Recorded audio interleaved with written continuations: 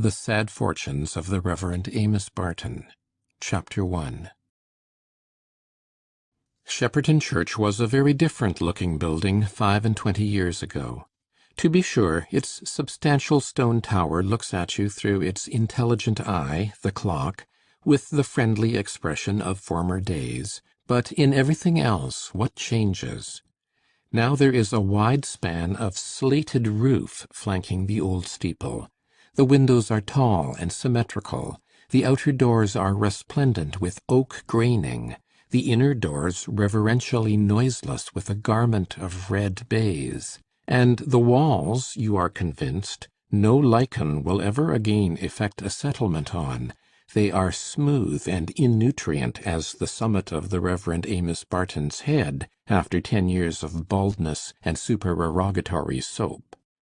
Pass through the baize doors, and you will see the nave filled with well-shaped benches, understood to be free seats, while in certain eligible corners, less directly under the fire of the clergyman's eye, there are pews reserved for the Shepperton gentility.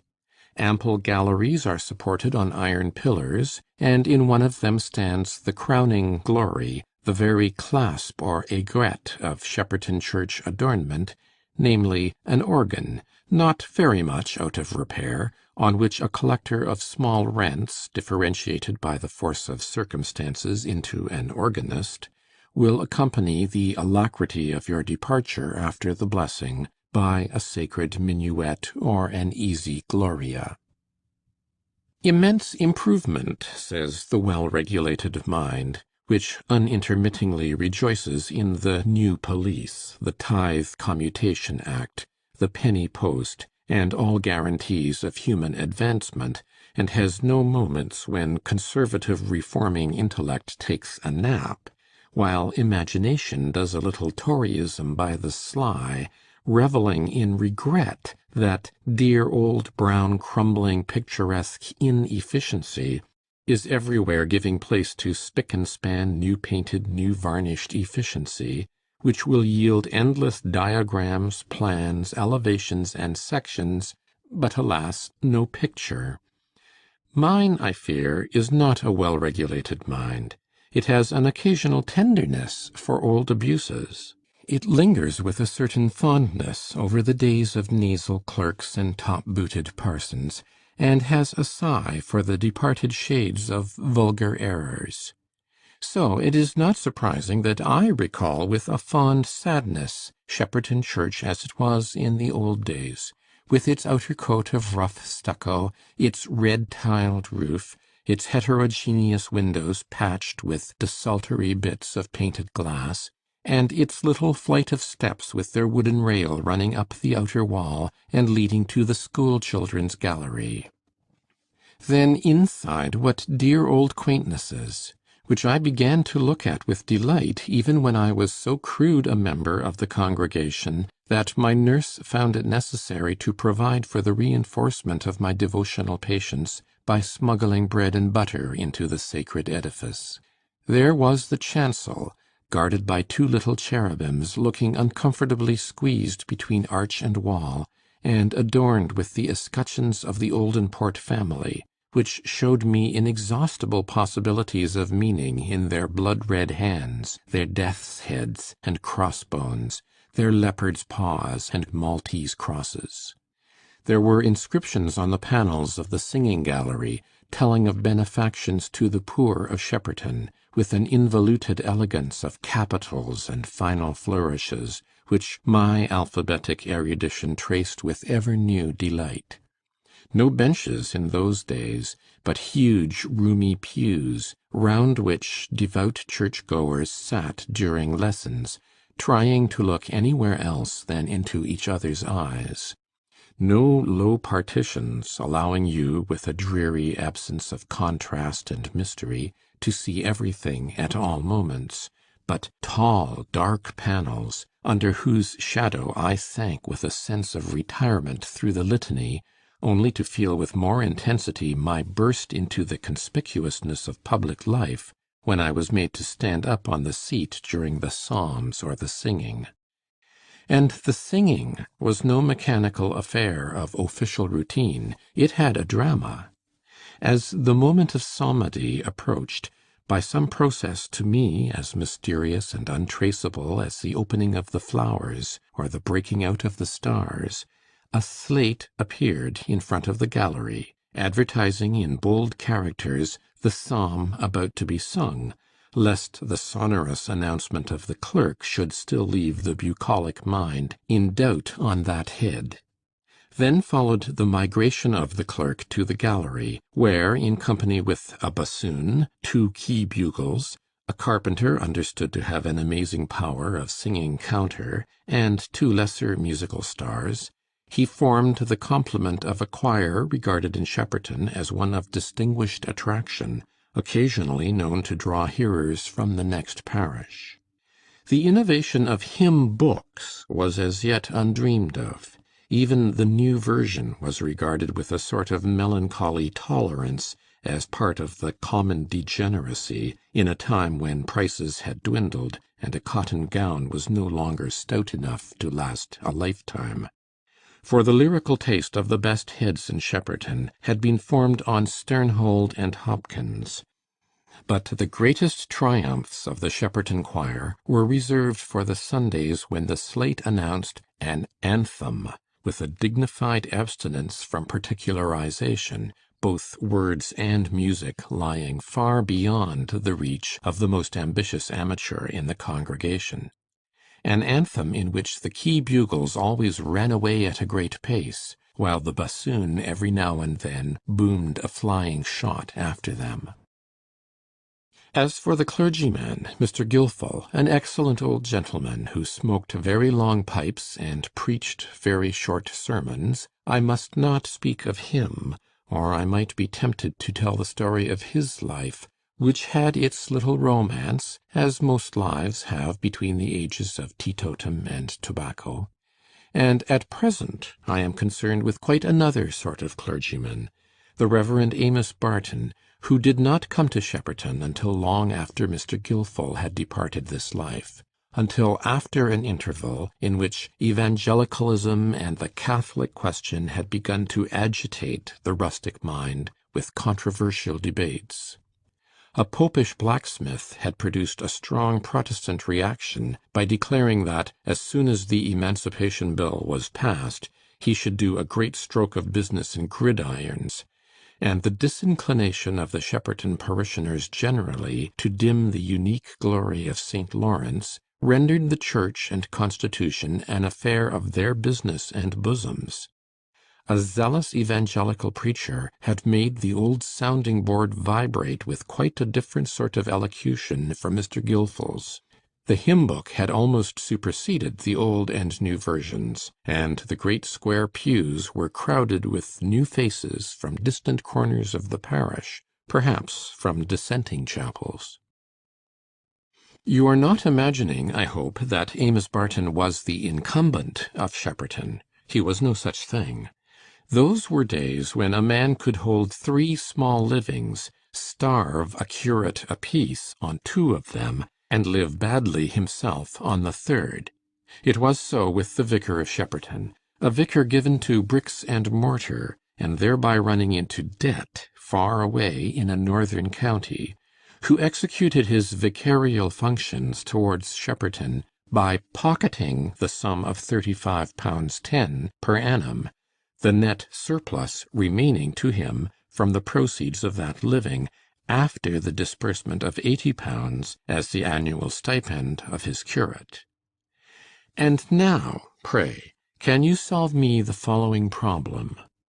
Given a man with a wife and 6 children, let him be obliged always to exhibit himself when outside his own door in a suit of black broadcloth, such as will not undermine the foundations of the establishment by a paltry plebeian glossiness or an unseemly whiteness at the edges; in a snowy cravat, which is a serious investment of labour in the hemming, starching, and ironing departments; and in a hat which shows no symptom of taking to the hideous doctrine of expediency and shaping itself according to circumstances. Let him have a parish large enough to create an external necessity for abundant shoe leather, and an internal necessity for abundant beef and mutton, as well as poor enough to require frequent priestly consolation in the shape of shillings and sixpences. And lastly, let him be compelled by his own pride and other people's to dress his wife and children with gentility from bonnet strings to shoestrings. By what process of division can the sum of 80 pounds per annum be made to yield a quotient which will cover that man's weekly expenses? This was the problem presented by the position of the Reverend Amos Barton as curate of Shepperton, rather more than 20 years ago. What was thought of this problem, and of the man who had to work it out, by some of the well-to-do inhabitants of Shepperton, 2 years or more after Mr. Barton's arrival among them, you shall hear, if you will accompany me to Cross Farm, and to the fireside of Mrs. Patten, a childless old lady who had got rich chiefly by the negative process of spending nothing. Mrs. Patten's passive accumulation of wealth, through all sorts of bad times, on the farm of which she had been sole tenant since her husband's death, her epigrammatic neighbour, Mrs. Hackit, sarcastically accounted for by supposing that sixpences grew on the bents of Cross Farm, while Mr. Hackit, expressing his views more literally, reminded his wife that money breeds money. Mr. and Mrs. Hackit, from the neighbouring farm, are Mrs. Patten's guests this evening. So is Mr. Pilgrim, the doctor, from the nearest market town, who, though occasionally affecting aristocratic airs, and giving late dinners with enigmatic side dishes and poisonous port, is never so comfortable as when he is relaxing his professional legs in one of those excellent farmhouses where the mice are sleek and the mistress sickly. And he is, at this moment, in clover. For the flickering of Mrs. Patten's bright fire is reflected in her bright copper tea-kettle, the home-made muffins glisten with an inviting succulence, and Mrs. Patten's niece, a single lady of 50, who has refused the most ineligible offers out of devotion to her aged aunt, is pouring the rich cream into the fragrant tea with a discreet liberality. Reader, did you ever taste such a cup of tea as Miss Gibbs is this moment handing to Mr. Pilgrim? Do you know the dulcet strength, the animating blandness of tea sufficiently blended with real farmhouse cream? No, most likely you are a miserable town-bred reader, who think of cream as a thinnish white fluid, delivered in infinitesimal pennyworths down area steps. Or, perhaps, from a presentiment of calves' brains, you refrain from any lacteal addition, and rasp your tongue with unmitigated bohea. You have a vague idea of a milk cow as probably a white plaster animal standing in the butterman's window, and you know nothing of the sweet history of genuine cream, such as Miss Gibbs's. How it was this morning in the udders of the large sleek beasts as they stood lowing a patient entreaty under the milking shed. How it fell with a pleasant rhythm into Betty's pail, sending a delicious incense into the cool air. How it was carried into that temple of moist cleanliness, the dairy, where it quietly separated itself from the meaner elements of milk, and lay in mellowed whiteness, ready for the skimming dish which transferred it to Miss Gibbs's glass cream jug. If I am right in my conjecture, you are unacquainted with the highest possibilities of tea, and Mr. Pilgrim, who is holding that cup in his hands, has an idea beyond you. Mrs. Hackit declines cream. She has so long abstained from it with an eye to the weekly butter money, that abstinence, wedded to habit, has begotten aversion.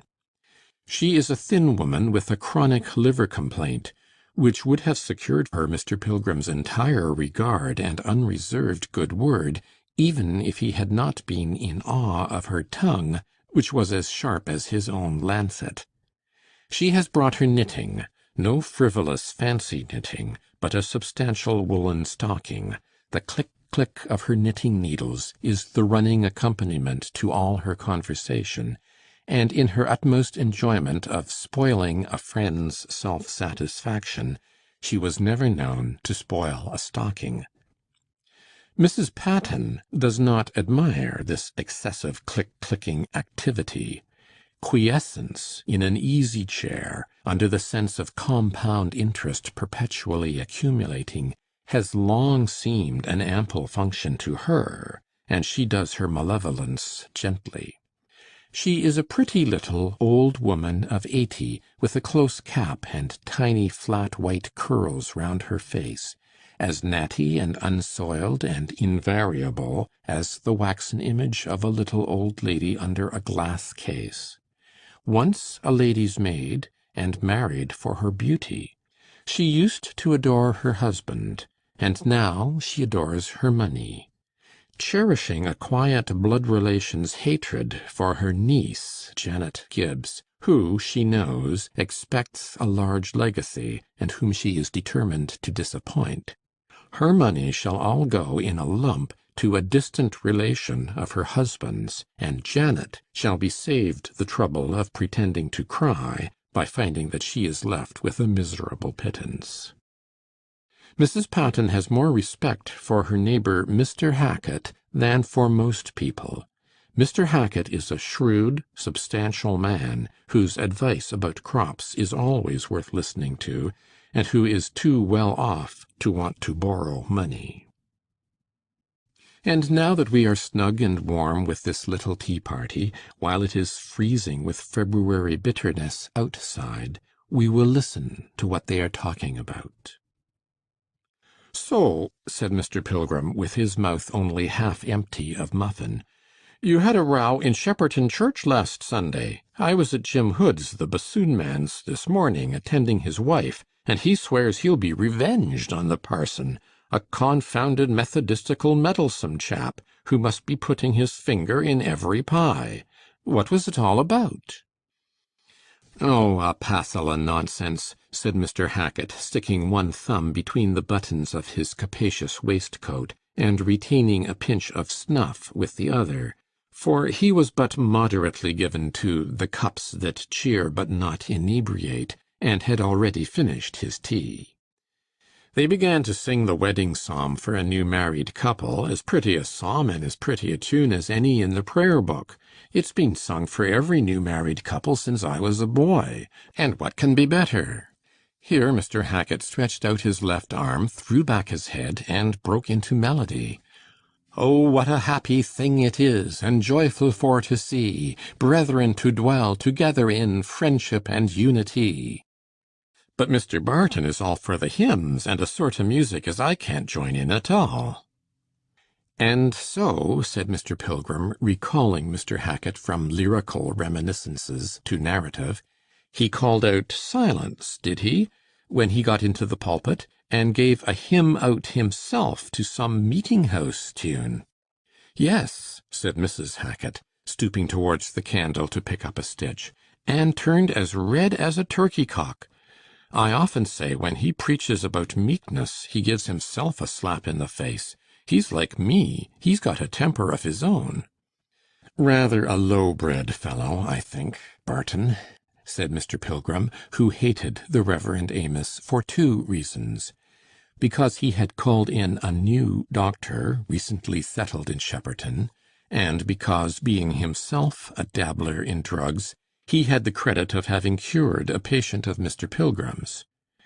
"They say his father was a dissenting shoemaker, and he's half a dissenter himself.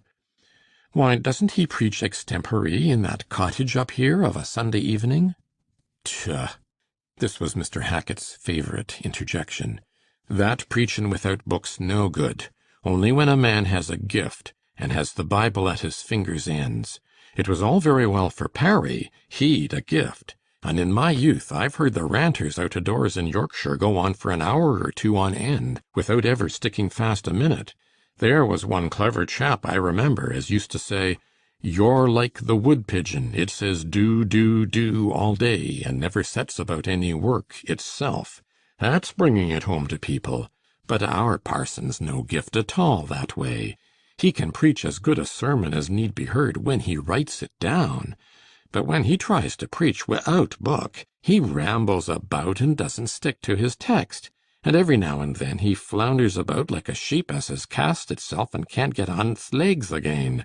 You wouldn't like that, Mrs. Patten, if you was to go to church now." "Eh, dear," said Mrs. Patten, falling back in her chair and lifting up her little withered hands.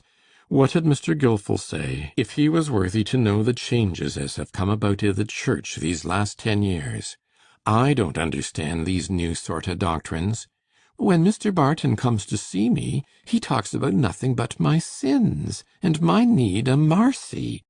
Now, Mr. Hackit, I've never been a sinner. From the fust beginning, when I went into service, I always did my duty by my employers. I was a good wife as any in the county, never aggravated my husband. The cheese factor used to say my cheese was always to be depended on. I've known women as their cheeses swelled ashamed to be seen when their husbands had counted on the cheese money to make up their rent, and yet they'd 3 gowns to my 1. If I'm not to be saved, I know a many as are in a bad way. But it's well for me as I can't go to church any longer, for if the old singers are to be done away with, there'll be nothing left as it was in Mr. Patten's time.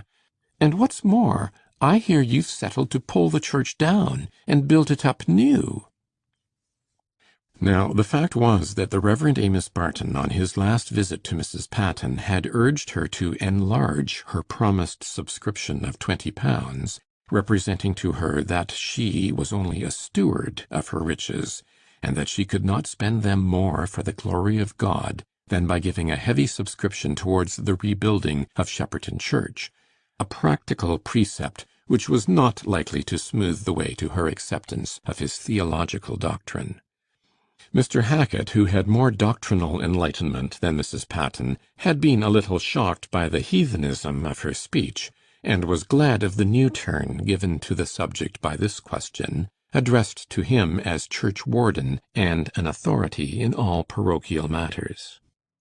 "Ah," he answered, "the parson's bothered us into it at last, and we're to begin pulling down this spring, but we haven't got money enough yet. I was for waiting till we'd made up the sum, and for my part I think the congregation's fell off of late, though Mr. Barton says that's because there's been no room for the people when they've come. You see, the congregation got so large in Parry's time, the people stood in the aisles, but there's never any crowd now, as I can see." "Well," said Mrs. Hackit, whose good nature began to act now that it was a little in contradiction with the dominant tone of the conversation, "I like Mr. Barton. I think he's a good sort o' man, for all he's not overburthened in the upper story, and his wife's as nice a ladylike woman as I'd wish to see. How nice she keeps her children, and little enough money to do it with, and a delicate creature. 6 children, and another a coming. I don't know how they make both ends meet, I'm sure, now her aunt has left 'em. But I sent 'em a cheese and a sack of potatoes last week. That's something towards filling the little mouths." "Ah," said Mr. Hackit, "and my wife makes Mr. Barton a good stiff glass of brandy and water when he comes in to supper after his cottage preaching. The parson likes it, it puts a bit o' colour into his face, and makes him look a deal handsomer." This allusion to brandy and water suggested to Miss Gibbs the introduction of the liquor decanters, now that the tea was cleared away. For in bucolic society 25 years ago, the human animal of the male sex was understood to be perpetually athirst, and something to drink was as necessary a condition of thought as time and space. "Now, that cottage preaching," said Mr. Pilgrim, mixing himself a strong glass of cold without, "I was talking about it to our Parson Ely the other day, and he doesn't approve of it at all. He said it did as much harm as good to give a too familiar aspect to religious teaching. That was what Ely said. It does as much harm as good to give a too familiar aspect to religious teaching. Mr. Pilgrim generally spoke with an intermittent kind of splutter. Indeed, one of his patients had observed that it was a pity such a clever man had a pediment in his speech. But when he came to what he conceived the pith of his argument or the point of his joke, he mouthed out his words with slow emphasis, as a hen, when advertising her accouchement, passes at irregular intervals from pianissimo semiquavers to fortissimo crotchets. He thought this speech of Mr. Ely's particularly metaphysical and profound, and the more decisive of the question because it was a generality which represented no particulars to his mind. "Well, I don't know about that," said Mrs. Hackit, who had always the courage of her opinion, "but I know some of our labourers and stockingers as used never to come to church, come to the cottage, and that's better than never hearing anything good from week's end to week's end. And there's that track societies, as Mr. Barton has begun. I've seen more of the poor people with going tracking than all the time I've lived in the parish before. And there need be something done among 'em, for the drinking at them benefit clubs is shameful. There's hardly a steady man or steady woman either, but what's a dissenter." During this speech of Mrs. Hackit's, Mr. Pilgrim had emitted a succession of little snorts, something like the treble grunts of a guinea pig, which were always with him the sign of suppressed disapproval. But he never contradicted Mrs. Hackit, a woman whose pot luck was always to be relied on, and who, on her side, had unlimited reliance on bleeding, blistering, and draughts. Mrs. Patten, however, felt equal disapprobation, and had no reasons for suppressing it. "Well," she remarked, "I've heerd of no good from interfering with one's neighbours, poor or rich. And I hate the sight o' women going about traipsing from house to house in all weathers, wet or dry, and coming in with their petticoats dagged and their shoes all over mud. Janet wanted to join in the tracking, but I told her I'd have nobody tracking out o' my house. When I'm gone she may do as she likes. I never dagged my petticoats in my life, and I've no opinion o' that sort of religion." "No," said Mr. Hackit, who was fond of soothing the acerbities of the feminine mind with a jocose compliment, "you held your petticoats so high to show your tight ankles. It isn't everybody as likes to show her ankles." This joke met with general acceptance, even from the snubbed Janet, whose ankles were only tight in the sense of looking extremely squeezed by her boots. But Janet seemed always to identify herself with her aunt's personality, holding her own under protest.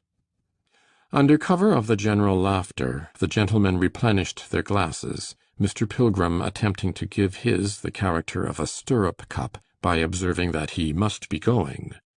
Miss Gibbs seized this opportunity of telling Mrs. Hackit that she suspected Betty, the dairymaid, of frying the best bacon for the shepherd when he sat up with her to help brew, whereupon Mrs. Hackit replied that she had always thought Betty false, and Mrs. Patten said there was no bacon stolen when she was able to manage. Mr. Hackit, who often complained that he never saw the like to women with their maids, he never had any trouble with his men, avoided listening to this discussion by raising the question of vetches with Mr. Pilgrim. The stream of conversation had thus diverged, and no more was said about the Reverend Amos Barton, who is the main object of interest to us just now. So we may leave Cross Farm without waiting till Mrs. Hackit, resolutely donning her clogs and wrappings, renders it incumbent on Mr. Pilgrim also to fulfil his frequent threat of going. End of chapter 1. Chapter 2. It was happy for the Reverend Amos Barton that he did not, like us, overhear the conversation recorded in the last chapter. Indeed, what mortal is there of us who would find his satisfaction enhanced by an opportunity of comparing the picture he presents to himself of his own doings with the picture they make on the mental retina of his neighbours? We are poor plants, buoyed up by the air vessels of our own conceit. Alas for us if we get a few pinches that empty us of that windy self-subsistence. The very capacity for good would go out of us.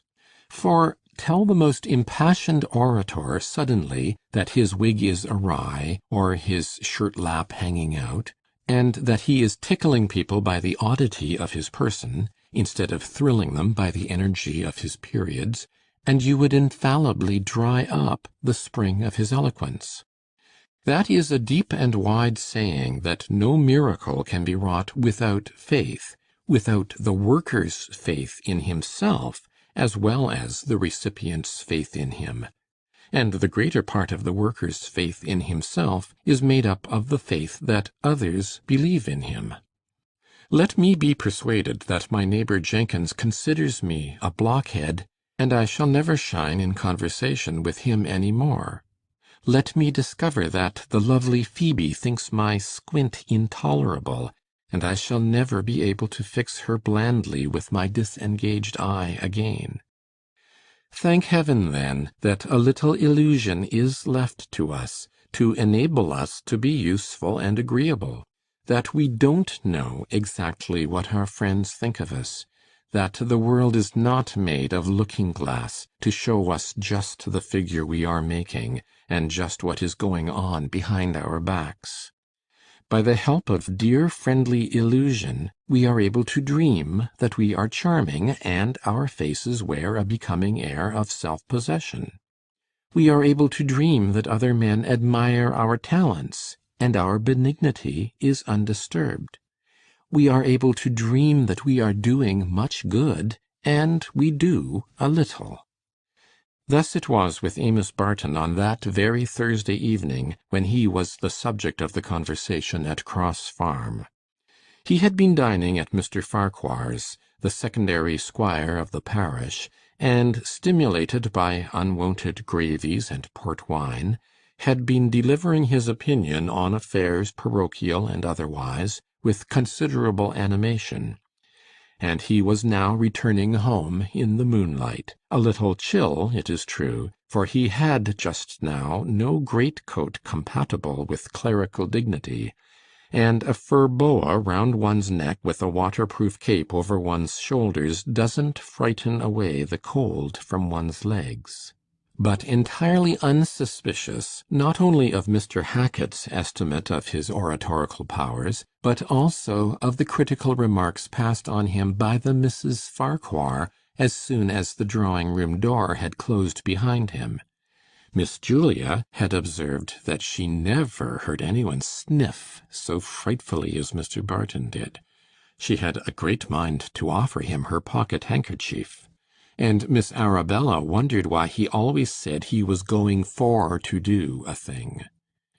He, excellent man, was meditating fresh pastoral exertions on the morrow. He would set on foot his lending library, in which he had introduced some books that would be a pretty sharp blow to the dissenters, one especially purporting to be written by a working man, who out of pure zeal for the welfare of his class took the trouble to warn them in this way against those hypocritical thieves, the dissenting preachers. The Reverend Amos Barton profoundly believed in the existence of that working man, and had thoughts of writing to him. Dissent, he considered, would have its head bruised in Shepperton, for did he not attack it in two ways? He preached low church doctrine, as evangelical as anything to be heard in the Independent chapel, and he made a high church assertion of ecclesiastical powers and functions. Clearly the dissenters would feel that the parson was too many for them. Nothing like a man who combines shrewdness with energy. The wisdom of the serpent, Mr. Barton considered, was one of his strong points. Look at him as he winds through the little churchyard. The silver light that falls aslant on church and tomb enables you to see his slim black figure, made all the slimmer by tight pantaloons, as it flits past the pale gravestones. He walks with a quick step, and is now rapping with sharp decision at the vicarage door. It is opened without delay by the nurse, cook, and housemaid all at once, that is to say, by the robust maid-of-all-work, Nanny. And as Mr. Barton hangs up his hat in the passage, you see that a narrow face of no particular complexion, even the smallpox that has attacked it seems to have been of a mongrel, indefinite kind, with features of no particular shape and an eye of no particular expression, is surmounted by a slope of baldness gently rising from brow to crown. You judge him, rightly, to be about 40. The house is quiet, for it is 10:30, and the children have long been gone to bed. He opens the sitting-room door, but instead of seeing his wife, as he expected, stitching with the nimblest of fingers by the light of one candle, he finds her dispensing with the light of a candle altogether. She is softly pacing up and down by the red firelight, holding in her arms little Walter, the year-old baby, who looks over her shoulder with large, wide-open eyes, while the patient mother pats his back with her soft hand, and glances with a sigh at the heap of large and small stockings lying unmended on the table.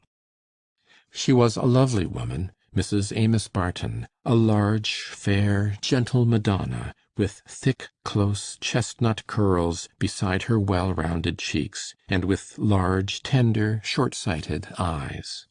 The flowing lines of her tall figure made the limpest dress look graceful, and her old frayed black silk seemed to repose on her bust and limbs with a placid elegance and sense of distinction, in strong contrast with the uneasy sense of being no fit that seemed to express itself in the rustling of Mrs. Farquhar's Gros de Naples. The caps she wore would have been pronounced, when off her head, utterly heavy and hideous, for in those days even fashionable caps were large and floppy. But surmounting her long arched neck, and mingling their borders of cheap lace and ribbon with her chestnut curls, they seemed miracles of successful millinery. Among strangers she was shy and tremulous as a girl of 15. She blushed crimson if any one appealed to her opinion. Yet that tall, graceful, substantial presence was so imposing in its mildness that men spoke to her with an agreeable sensation of timidity. Soothing, unspeakable charm of gentle womanhood, which supersedes all acquisitions, all accomplishments. You would never have asked at any period of Mrs. Amos Barton's life if she sketched or played the piano. You would even perhaps have been rather scandalized if she had descended from the serene dignity of being to the assiduous unrest of doing. Happy the man, you would have thought, whose eye will rest on her in the pauses of his fireside reading, whose hot aching forehead will be soothed by the contact of her cool soft hand, who will recover himself from dejection at his mistakes and failures in the loving light of her unreproaching eyes. You would not, perhaps, have anticipated that this bliss would fall to the share of precisely such a man as Amos Barton, whom you have already surmised not to have the refined sensibilities for which you might have imagined Mrs. Barton's qualities to be destined by pre-established harmony. But I, for one, do not grudge Amos Barton this sweet wife. I have all my life had a sympathy for mongrel, ungainly dogs, who are nobody's pets, and I would rather surprise one of them by a pat and a pleasant morsel, than meet the condescending advances of the loveliest Skye terrier, who has his cushion by my lady's chair. That, to be sure, is not the way of the world. If it happens to see a fellow of fine proportions and aristocratic mien, who makes no faux pas, and wins golden opinions from all sorts of men, it straightway picks out for him the loveliest of unmarried women, and says there would be a proper match. Not at all, say I. Let that successful, well-shapen, discreet, and able gentleman put up with something less than the best in the matrimonial department, and let the sweet woman go to make sunshine and a soft pillow for the poor devil whose legs are not models, whose efforts are often blunders, and who in general gets more kicks than halfpence. She, the sweet woman, will like it as well, for her sublime capacity of loving will have all the more scope. And, I venture to say, Mrs. Barton's nature would never have grown half so angelic if she had married the man you would perhaps have had in your eye for her, a man with sufficient income and abundant personal éclat. Besides, Amos was an affectionate husband, and, in his way, valued his wife as his best treasure. But now he has shut the door behind him, and said, "Well, Milly." "Well, dear," was the corresponding greeting, made eloquent by a smile. "So that young rascal won't go to sleep. Can't you give him to Nanny?" "Why, Nanny has been busy ironing this evening, but I think I'll take him to her now." And Mrs. Barton glided towards the kitchen, while her husband ran upstairs to put on his maize-colored dressing-gown, in which costume he was quietly filling his long pipe when his wife returned to the sitting-room. Maize is a color that decidedly did not suit his complexion, and it is one that soon soils. Why, then, did Mr. Barton select it for domestic wear? Perhaps because he had a knack of hitting on the wrong thing in garb as well as in grammar. Mrs. Barton now lighted her candle and seated herself before her heap of stockings.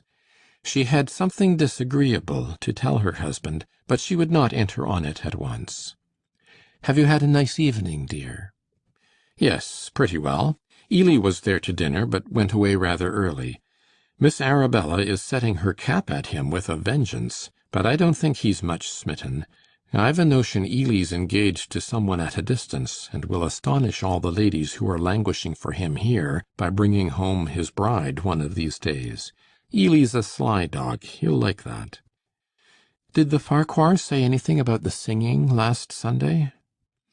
"Yes, Farquhar said he thought it was time there was some improvement in the choir, but he was rather scandalized at my setting the tune of Lydia. He says he's always hearing it as he passes the Independent meeting." Here Mr. Barton laughed. He had a way of laughing at criticisms that other people thought damaging, and thereby showed the remainder of a set of teeth which, like the remnants of the old guard, were few in number and very much the worse for wear. "But," he continued, "Mrs. Farquhar talked the most about Mr. Bridmain and the Countess. She has taken up all the gossip about them, and wanted to convert me to her opinion, but I told her pretty strongly what I thought." "Dear me, why will people take so much pains to find out evil about others? I have had a note from the Countess since you went, asking us to dine with them on Friday." Here Mrs. Barton reached the note from the mantelpiece and gave it to her husband. We will look over his shoulder while he reads it. "Sweetest Milly, bring your lovely face with your husband to dine with us on Friday at 7. Do. If not, I will be sulky with you till Sunday, when I shall be obliged to see you, and shall long to kiss you at that very moment. Yours, according to your answer, Caroline Czerlaski." "Just like her, isn't it?" said Mrs. Barton. "I suppose we can go?"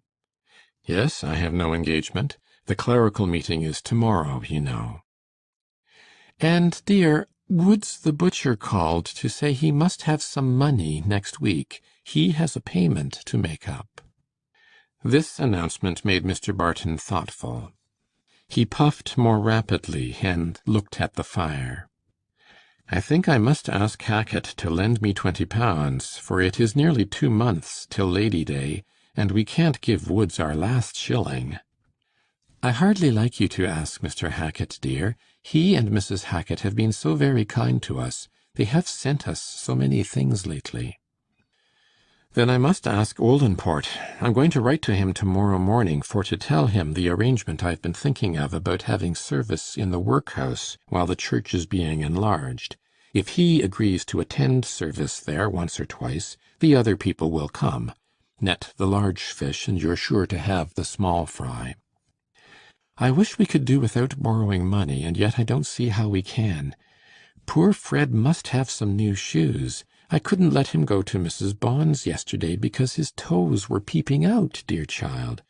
And I can't let him walk anywhere except in the garden. He must have a pair before Sunday. Really, boots and shoes are the greatest trouble of my life. Everything else one can turn and turn about and make old look like new, but there's no coaxing boots and shoes to look better than they are." Mrs. Barton was playfully undervaluing her skill in metamorphosing boots and shoes. She had at that moment on her feet a pair of slippers which had long ago lived through the prunella phase of their existence, and were now running a respectable career as black silk slippers, having been neatly covered with that material by Mrs. Barton's own neat fingers. Wonderful fingers, those! They were never empty, for if she went to spend a few hours with a friendly parishioner, out came her thimble and a piece of calico or muslin, which, before she left, had become a mysterious little garment with all sorts of hemmed ins and outs. She was even trying to persuade her husband to leave off tight pantaloons, because if he would wear the ordinary gun cases, she knew she could make them so well that no one would suspect the sex of the tailor. But by this time Mr. Barton has finished his pipe, the candle begins to burn low, and Mrs. Barton goes to see if Nanny has succeeded in lulling Walter to sleep. Nanny is that moment putting him in the little cot by his mother's bedside. The head with its thin wavelets of brown hair indents the little pillow, and a tiny waxen dimpled fist hides the rosy lips, for baby is given to the infantile peccadillo of thumb-sucking. So Nanny could now join in the short evening prayer, and all could go to bed. Mrs. Barton carried upstairs the remainder of her heaps of stockings, and laid them on a table close to her bedside, where also she placed a warm shawl, removing her candle, before she put it out, to a tin socket fixed at the head of her bed. Her body was very weary, but her heart was not heavy, in spite of Mr. Woods the butcher, and the transitory nature of shoe leather. For her heart so overflowed with love, she felt sure she was near a fountain of love that would care for husband and babes better than she could foresee. So she was soon asleep. But about 5:30 in the morning, if there were any angels watching round her bed, and angels might be glad of such an office, they saw Mrs. Barton rise up quietly, careful not to disturb the slumbering Amos, who was snoring the snore of the just, light her candle, prop herself upright with the pillows, throw the warm shawl round her shoulders, and renew her attack on the heap of undarned stockings. She darned away until she heard Nanny stirring, and then drowsiness came with the dawn. The candle was put out, and she sank into a doze. But at 9 o'clock she was at the breakfast table, busy cutting bread and butter for 5 hungry mouths, while Nanny, baby on one arm, in rosy cheeks, fat neck, and nightgown, brought in a jug of hot milk and water. Nearest her mother sits the 9-year-old Patty, the eldest child, whose sweet fair face is already rather grave sometimes, and who always wants to run upstairs to save mamma's legs, which get so tired of an evening. Then there are 4 other blond heads, 2 boys and 2 girls, gradually decreasing in size down to Chubby, who is making a round O of her mouth to receive a bit of Papa's baton. Papa's attention was divided between petting Chubby, rebuking the noisy Fred, which he did with a somewhat excessive sharpness, and eating his own breakfast. He had not yet looked at mamma, and did not know that her cheek was paler than usual. But Patty whispered, "Mamma, have you the headache?" Happily, coal was cheap in the neighbourhood of Shepperton, and Mr. Hackit would any time let his horses draw a load for the parson without charge. So there was a blazing fire in the sitting-room, and not without need, for the vicarage garden, as they looked out on it from the bow window, was hard with black frost, and the sky had the white woolly look that portends snow. Breakfast over, Mr. Barton mounted to his study and occupied himself in the first place with his letter to Mr. Oldinport. It was very much the same sort of letter as most clergymen would have written under the same circumstances, except that, instead of perambulate, the Reverend Amos wrote preambulate, and instead of if haply, if happily, the contingency indicated being the reverse of happy. Mr. Barton had not the gift of perfect accuracy in English orthography and syntax, which was unfortunate, as he was not known to be a Hebrew scholar, and not in the least suspected of being an accomplished Grecian. These lapses, in a man who had gone through the Eleusinian mysteries of a university education, surprised the young ladies of his parish extremely, especially the Misses Farquhar, whom he had once addressed in a letter as "Dear Mads," apparently an abbreviation for madams. The persons least surprised at the Reverend Amos's deficiencies were his clerical brethren, who had gone through the mysteries themselves. At 11 o'clock Mr. Barton walked forth in cape and boa, with the sleet driving in his face, to read prayers at the workhouse, euphemistically called the college. The college was a huge square stone building, standing on the best apology for an elevation of ground that could be seen for about 10 miles around Shepperton. A flat, ugly district this, depressing enough to look at even on the brightest days. The roads are black with coal dust, the brick houses dingy with smoke, and at that time, the time of hand-loom weavers, every other cottage had a loom at its window, where you might see a pale, sickly-looking man or woman pressing a narrow chest against a board, and doing a sort of treadmill work with legs and arms. A troublesome district for a clergyman, at least to one who, like Amos Barton, understood the cure of souls in something more than an official sense. For over and above the rustic stupidity furnished by the farm labourers, the miners brought obstreperous animalism, and the weavers in an acrid radicalism and dissent.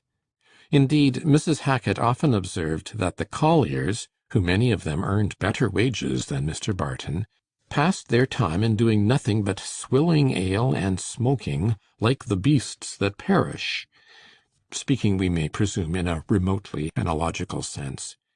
And in some of the alehouse corners the drink was flavoured by a dingy kind of infidelity, something like rinsings of Tom Paine in ditch-water.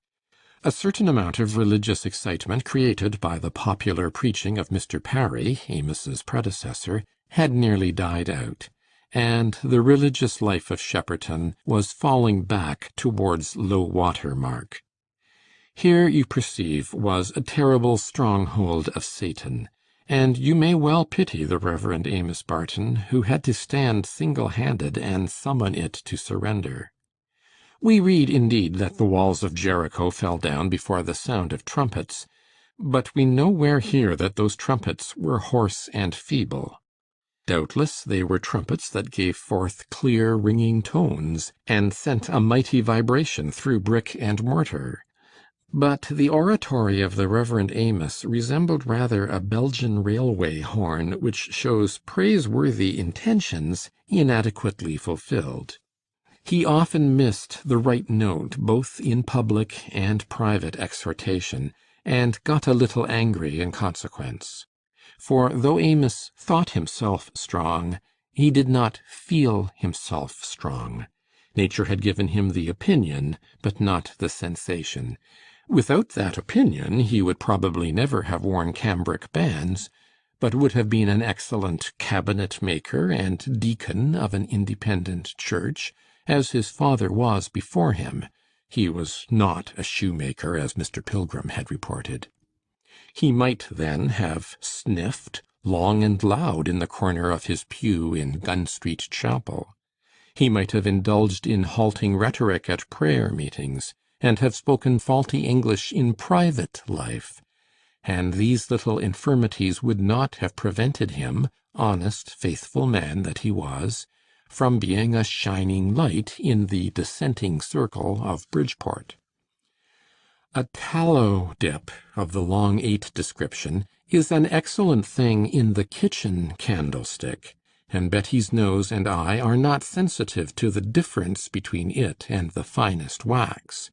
It is only when you stick it in the silver candlestick and introduce it into the drawing-room that it seems plebeian, dim, and ineffectual.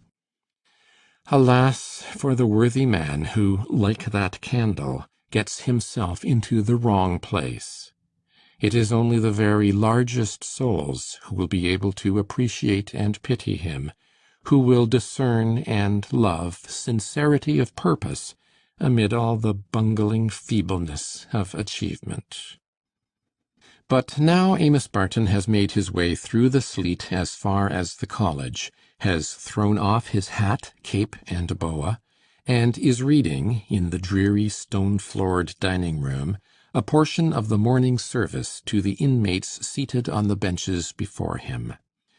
Remember, the new poor law had not yet come into operation, and Mr. Barton was not acting as paid chaplain of the Union, but as the pastor who had the cure of all souls in his parish, pauper as well as other. After the prayers he always addressed to them a short discourse on some subject suggested by the lesson for the day, striving if by this means some edifying matter might find its way into the pauper mind and conscience, perhaps a task as trying as you could well imagine to the faith and patience of any honest clergyman. For, on the very first bench, these were the faces on which his eye had to rest, watching whether there was any stirring under the stagnant surface. Right in front of him, probably because he was stone deaf, and it was deemed more edifying to hear nothing at a short distance than at a long one, sat old Maxim, as he was familiarly called, his real patronymic remaining a mystery to most persons. A fine philological sense discerns in this cognomen an indication that the pauper patriarch had once been considered pithy and sententious in his speech, but now the weight of 95 years lay heavy on his tongue as well as in his ears, and he sat before the clergyman with protruded chin and munching mouth, and eyes that seemed to look at emptiness. Next to him sat Paul Fodge, known to the magistracy of her county as Mary Higgins, a one-eyed woman with a scarred and seamy face, the most notorious rebel in the workhouse, said to have once thrown her broth over the master's coat-tails, and who, in spite of nature's apparent safeguards against that contingency, had contributed to the perpetuation of the Fodge characteristics in the person of a small boy, who was behaving naughtily on one of the back benches. Miss Fodge fixed her one sore eye on Mr. Barton with a sort of hardy defiance. Beyond this member of the softer sex, at the end of the bench, sat Silly Jim, a young man afflicted with hydrocephalus, who rolled his head from side to side, and gazed at the point of his nose. These were the supporters of old Maxim on his right. On his left sat Mr. Fitchett, a tall fellow, who had once been a footman in the Oldenport family, and in that giddy elevation had enunciated a contemptuous opinion of boiled beef, which had been traditionally handed down in Shepperton as the direct cause of his ultimate reduction to pauper commons. His calves were now shrunken, and his hair was grey without the aid of powder, but he still carried his chin as if he were conscious of a stiff cravat. He set his dilapidated hat on with a knowing inclination towards the left ear, and when he was on field work he carted and uncarted the manure with a sort of flunkey grace, the ghost of that jaunty demeanour with which he used to usher in my lady's morning visitors. The flunkey nature was nowhere completely subdued but in his stomach, and he still divided society into gentry, gentry's flunkeys, and the people who provided for them.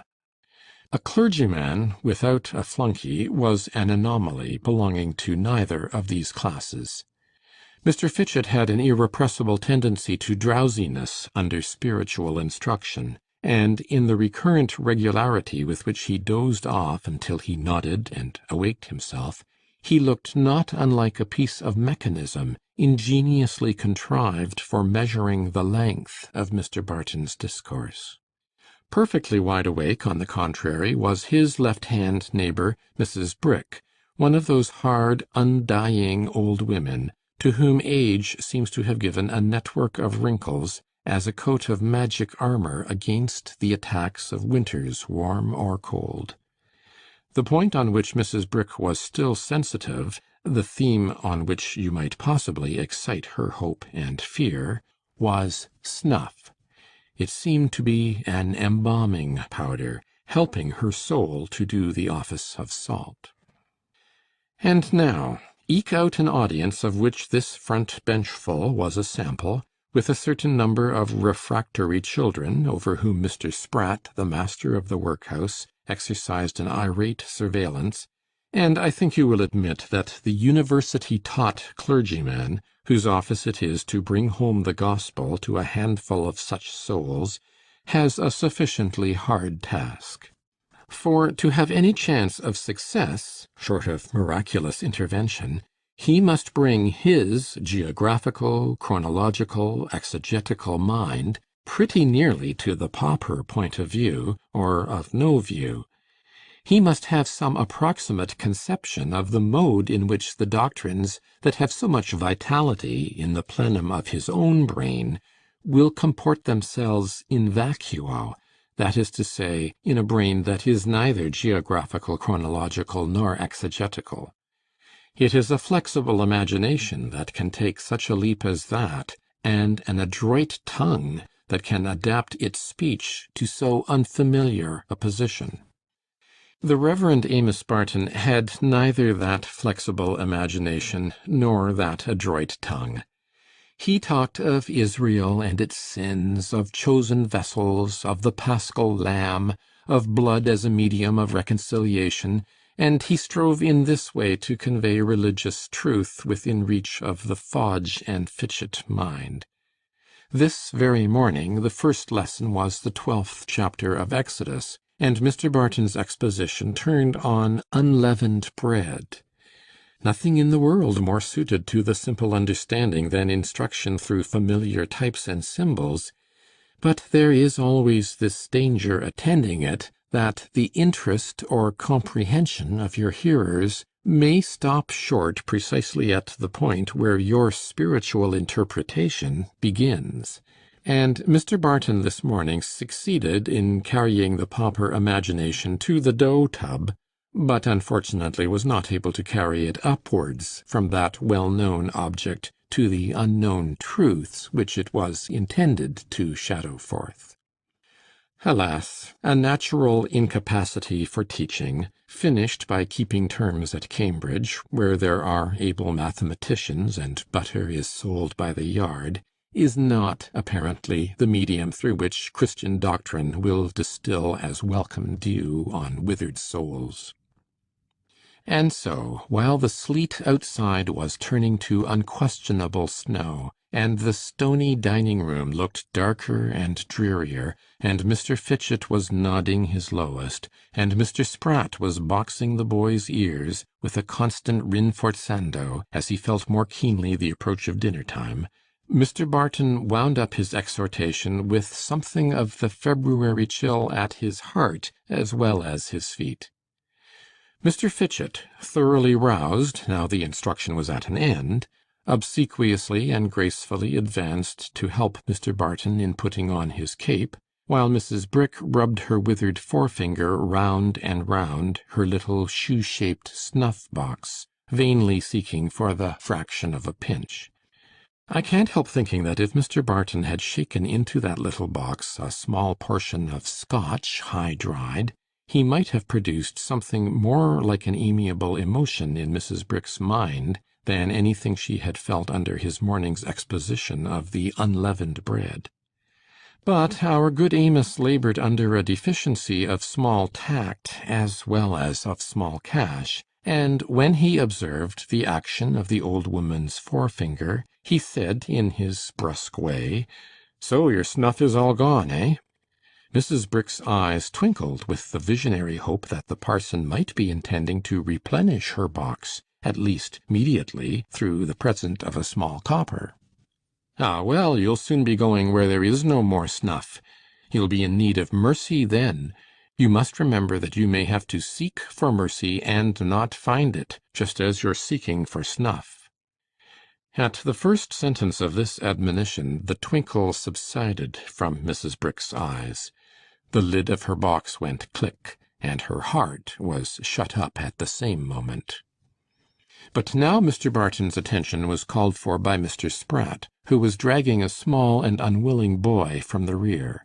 Mr. Spratt was a small-featured, small-statured man, with a remarkable power of language, mitigated by hesitation, who piqued himself on expressing unexceptionable sentiments in unexceptional language on all occasions.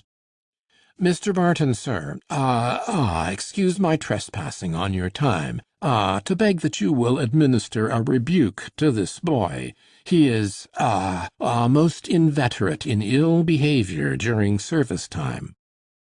The inveterate culprit was a boy of 7, vainly contending against candles at his nose by feeble sniffing.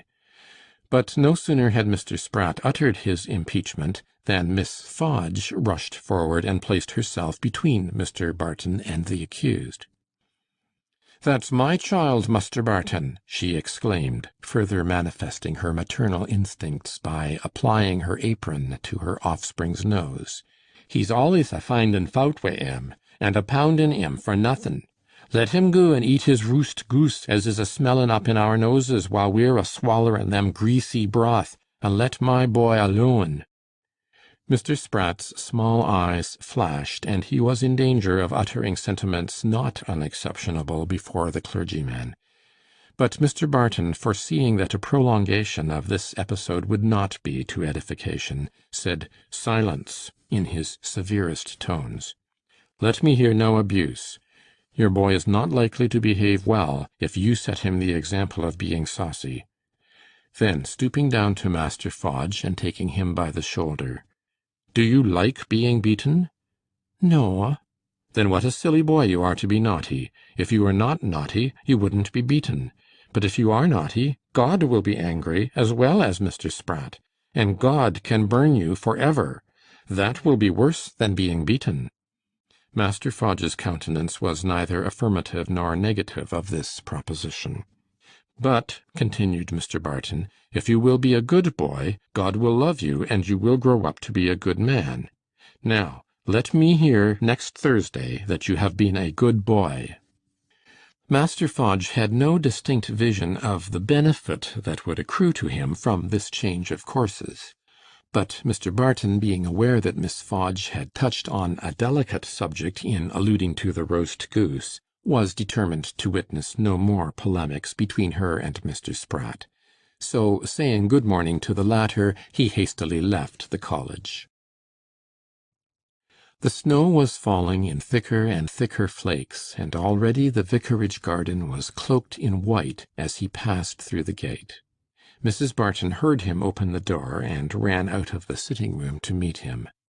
"I'm afraid your feet are very wet, dear. What a terrible morning! Let me take your hat. Your slippers are at the fire."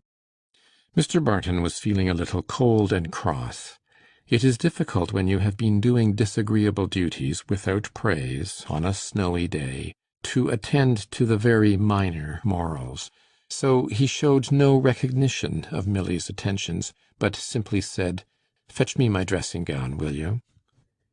"It is down, dear. I thought you wouldn't go into the study because you said you would letter and number the books for the lending library. Patty and I have been covering them, and they are all ready in the sitting-room." "Oh, I can't do those this morning," said Mr. Barton, as he took off his boots and put his feet into the slippers Milly had brought him. "You must put them away into the parlor." The sitting room was also the day nursery and schoolroom, and while mamma's back was turned, Dickey, the second boy, had insisted on superseding Chubby in the guidance of a headless horse of the red wafered species, which she was drawing round the room, so that when papa opened the door, Chubby was giving tongue energetically. "Milly, some of these children must go away. I want to be quiet." "Yes, dear. Hush, Chubby, go with Patty and see what Nanny is getting for our dinner.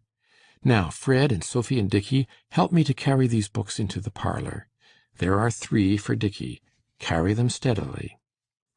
Papa meanwhile settled himself in his easy chair and took up a work on episcopacy, which he had from the Clerical Book Society, thinking he would finish it and return it this afternoon, as he was going to the clerical meeting at Milby Vicarage, where the Book Society had its headquarters. The clerical meetings and book society, which had been founded some 8 or 10 months, had had a noticeable effect on the Reverend Amos Barton. When he first came to Shepperton, he was simply an evangelical clergyman, whose Christian experiences had commenced under the teaching of the Reverend Mr. Johns, of Gun Street Chapel, and had been consolidated at Cambridge under the influence of Mr. Simeon. John Newton and Thomas Scott were his doctrinal ideals. He would have taken in the Christian Observer and the Record if he could have afforded it. His anecdotes were chiefly of the pious, jocose kind, current in dissenting circles, and he thought an Episcopalian establishment unobjectionable. But by this time the effect of the Tractarian agitation was beginning to be felt in backward provincial regions, and the Tractarian satire on the Low Church party was beginning to tell even on those who disavowed or resisted Tractarian doctrines. The vibration of an intellectual movement was felt from the golden head to the miry toes of the establishment, and so it came to pass that in the district round Milby, the market town close to Shepperton, the clergy had agreed to have a clerical meeting every month, wherein they would exercise their intellects by discussing theological and ecclesiastical questions, and cement their brotherly love by discussing a good dinner. A book society naturally suggested itself as an adjunct of this agreeable plan, and thus, you perceive, there was provision made for ample friction of the clerical mind. Now, the Reverend Amos Barton was one of those men who have a decided will and opinion of their own. He held himself bolt upright, and had no self-distrust.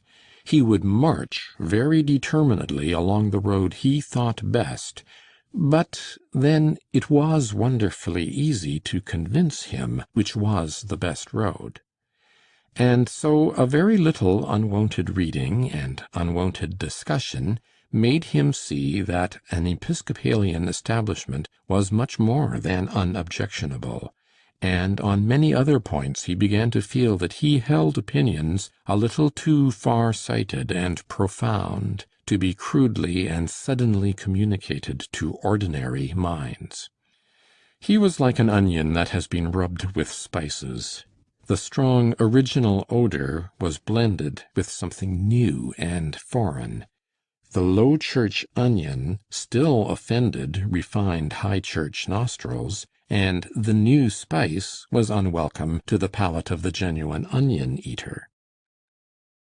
We will not accompany him to the clerical meeting to-day, because we shall probably want to go thither some day when he will be absent. And just now I am bent on introducing you to Mr. Bridmain and the Countess Czerlaski, with whom Mr. and Mrs. Barton are invited to dine tomorrow. End of chapter 2.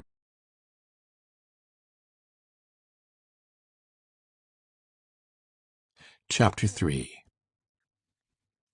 Outside, the moon is shedding its cold light on the cold snow, and the white-bearded fir trees round Camp Villa are casting a blue shadow across the white ground, while the Reverend Amos Barton and his wife are audibly crushing the crisp snow beneath their feet as, about 7 o'clock on Friday evening, they approached the door of the above-named desirable country residence, containing dining, breakfast, and drawing-rooms, etc., situated only half a mile from the market town of Milby. Inside there is a bright fire in the drawing-room, casting a pleasant but uncertain light on the delicate silk dress of a lady who is reclining behind a screen in the corner of the sofa, and allowing you to discern that the hair of the gentleman who is seated in the armchair opposite with a newspaper over his knees is becoming decidedly grey. A little King Charles with a crimson ribbon round his neck, who has been lying curled up in the very middle of the hearth-rug, has just discovered that that zone is too hot for him, and is jumping on the sofa, evidently with the intention of accommodating his person on the silk gown. On the table there are 2 wax candles, which will be lighted as soon as the expected knock is heard at the door. The knock is heard, the candles are lighted, and presently Mr. and Mrs. Barton are ushered in, Mr. Barton erect and clerical, in a faultless tie and shining cranium, Mrs. Barton graceful in a newly turned black silk.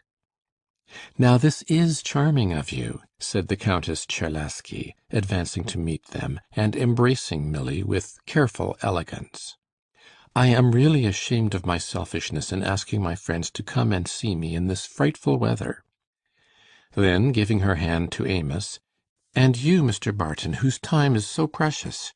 But I am doing a good deed in drawing you away from your labours. I have a plot to prevent you from martyrizing yourself." While this greeting was going forward, Mr. Bridmain and Jet the spaniel looked on with the air of actors who had no idea of by-play. Mr. Bridmain, a stiff and rather thick-set man, gave his welcome with a laboured cordiality. It was astonishing how very little he resembled his beautiful sister. For the Countess Czerlaski was undeniably beautiful.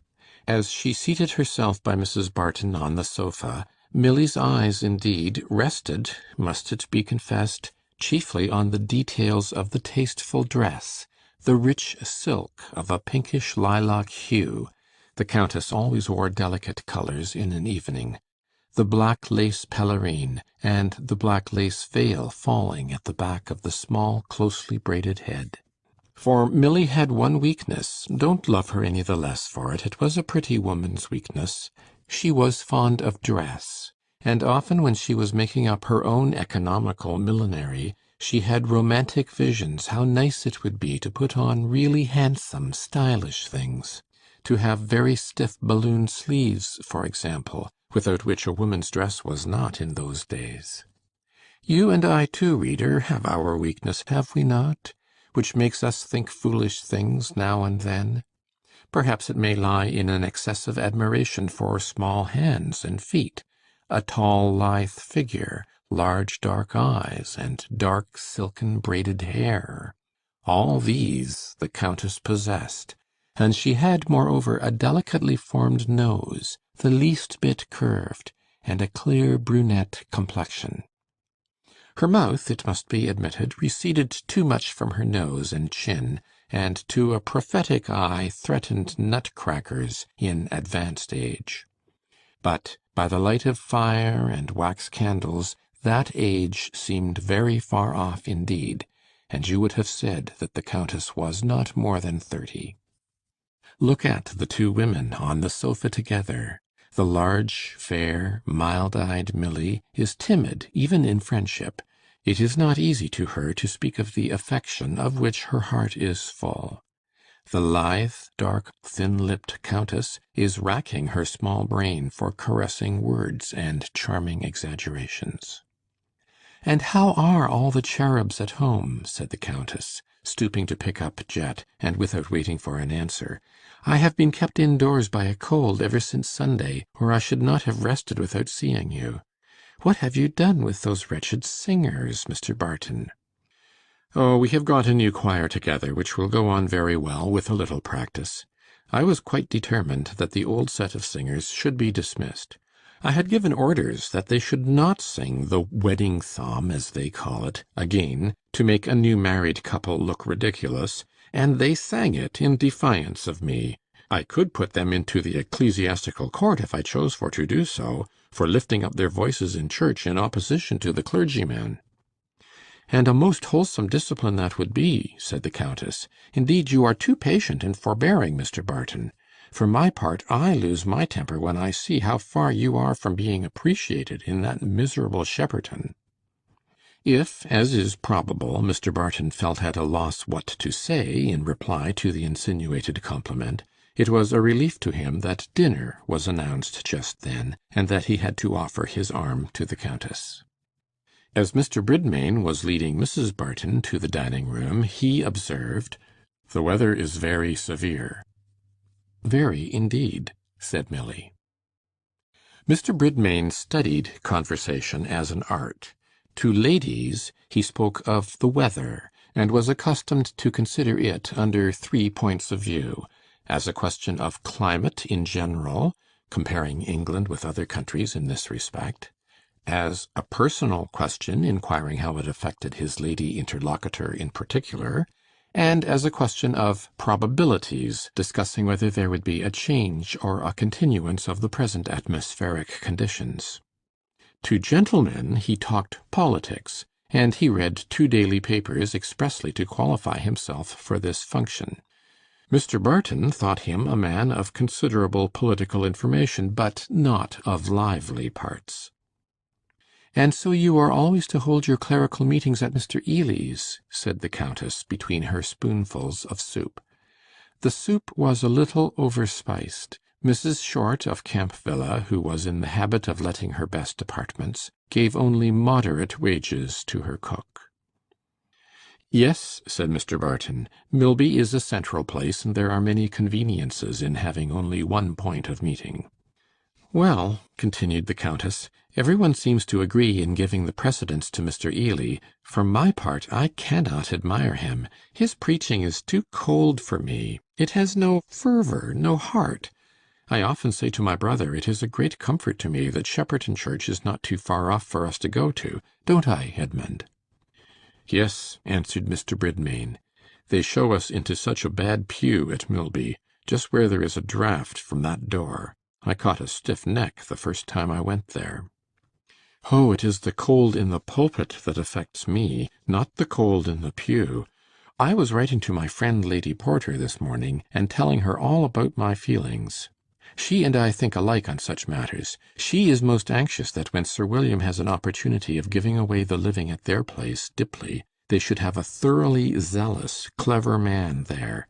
I have been describing a certain friend of mine to her, who, I think, would be just to her mind.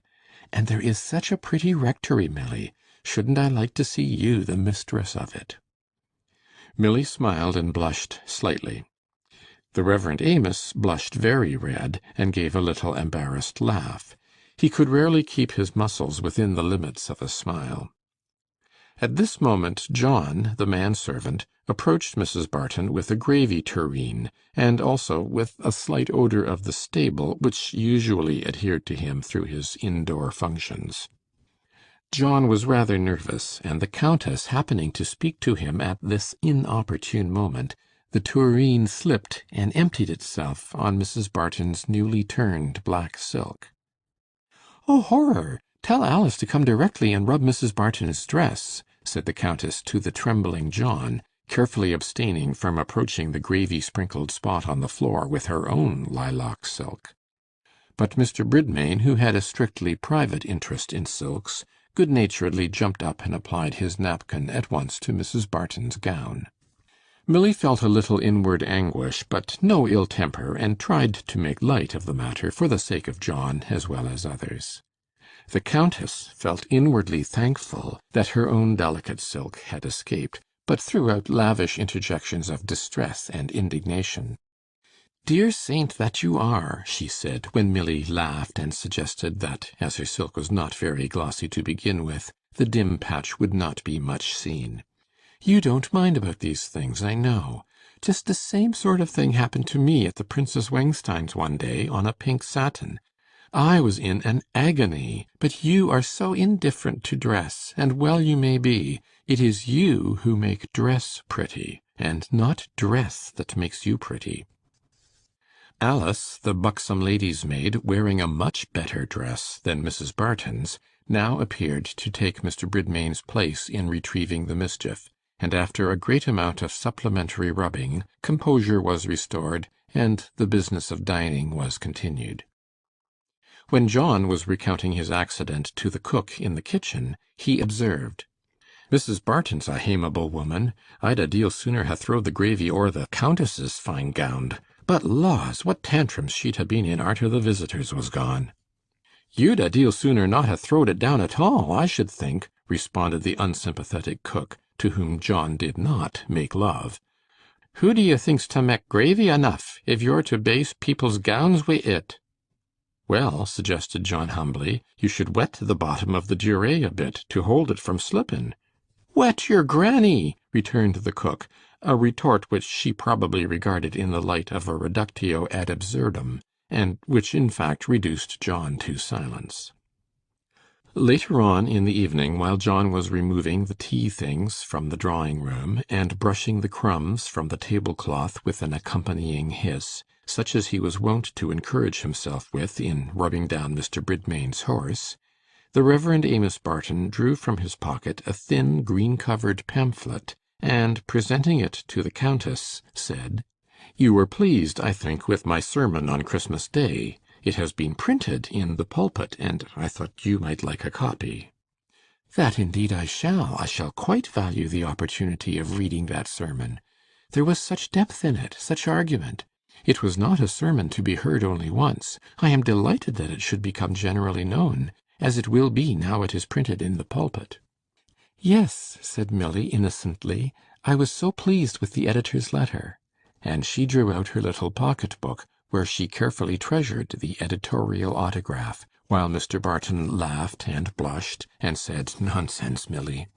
"You see," she said, giving the letter to the Countess, "I am very proud of the praise my husband gets." The sermon in question, by the by, was an extremely argumentative one on the Incarnation, which, as it was preached to a congregation not one of whom had any doubt of that doctrine, and to whom the Socinians, therein confuted, were as unknown as the Arimaspians, was exceedingly well adapted to trouble and confuse the Sheppertonian mind. "Ah," said the Countess, returning the editor's letter, "he may well say he will be glad of other sermons from the same source. But I would rather you should publish your sermons in an independent volume, Mr. Barton. It would be so desirable to have them in that shape.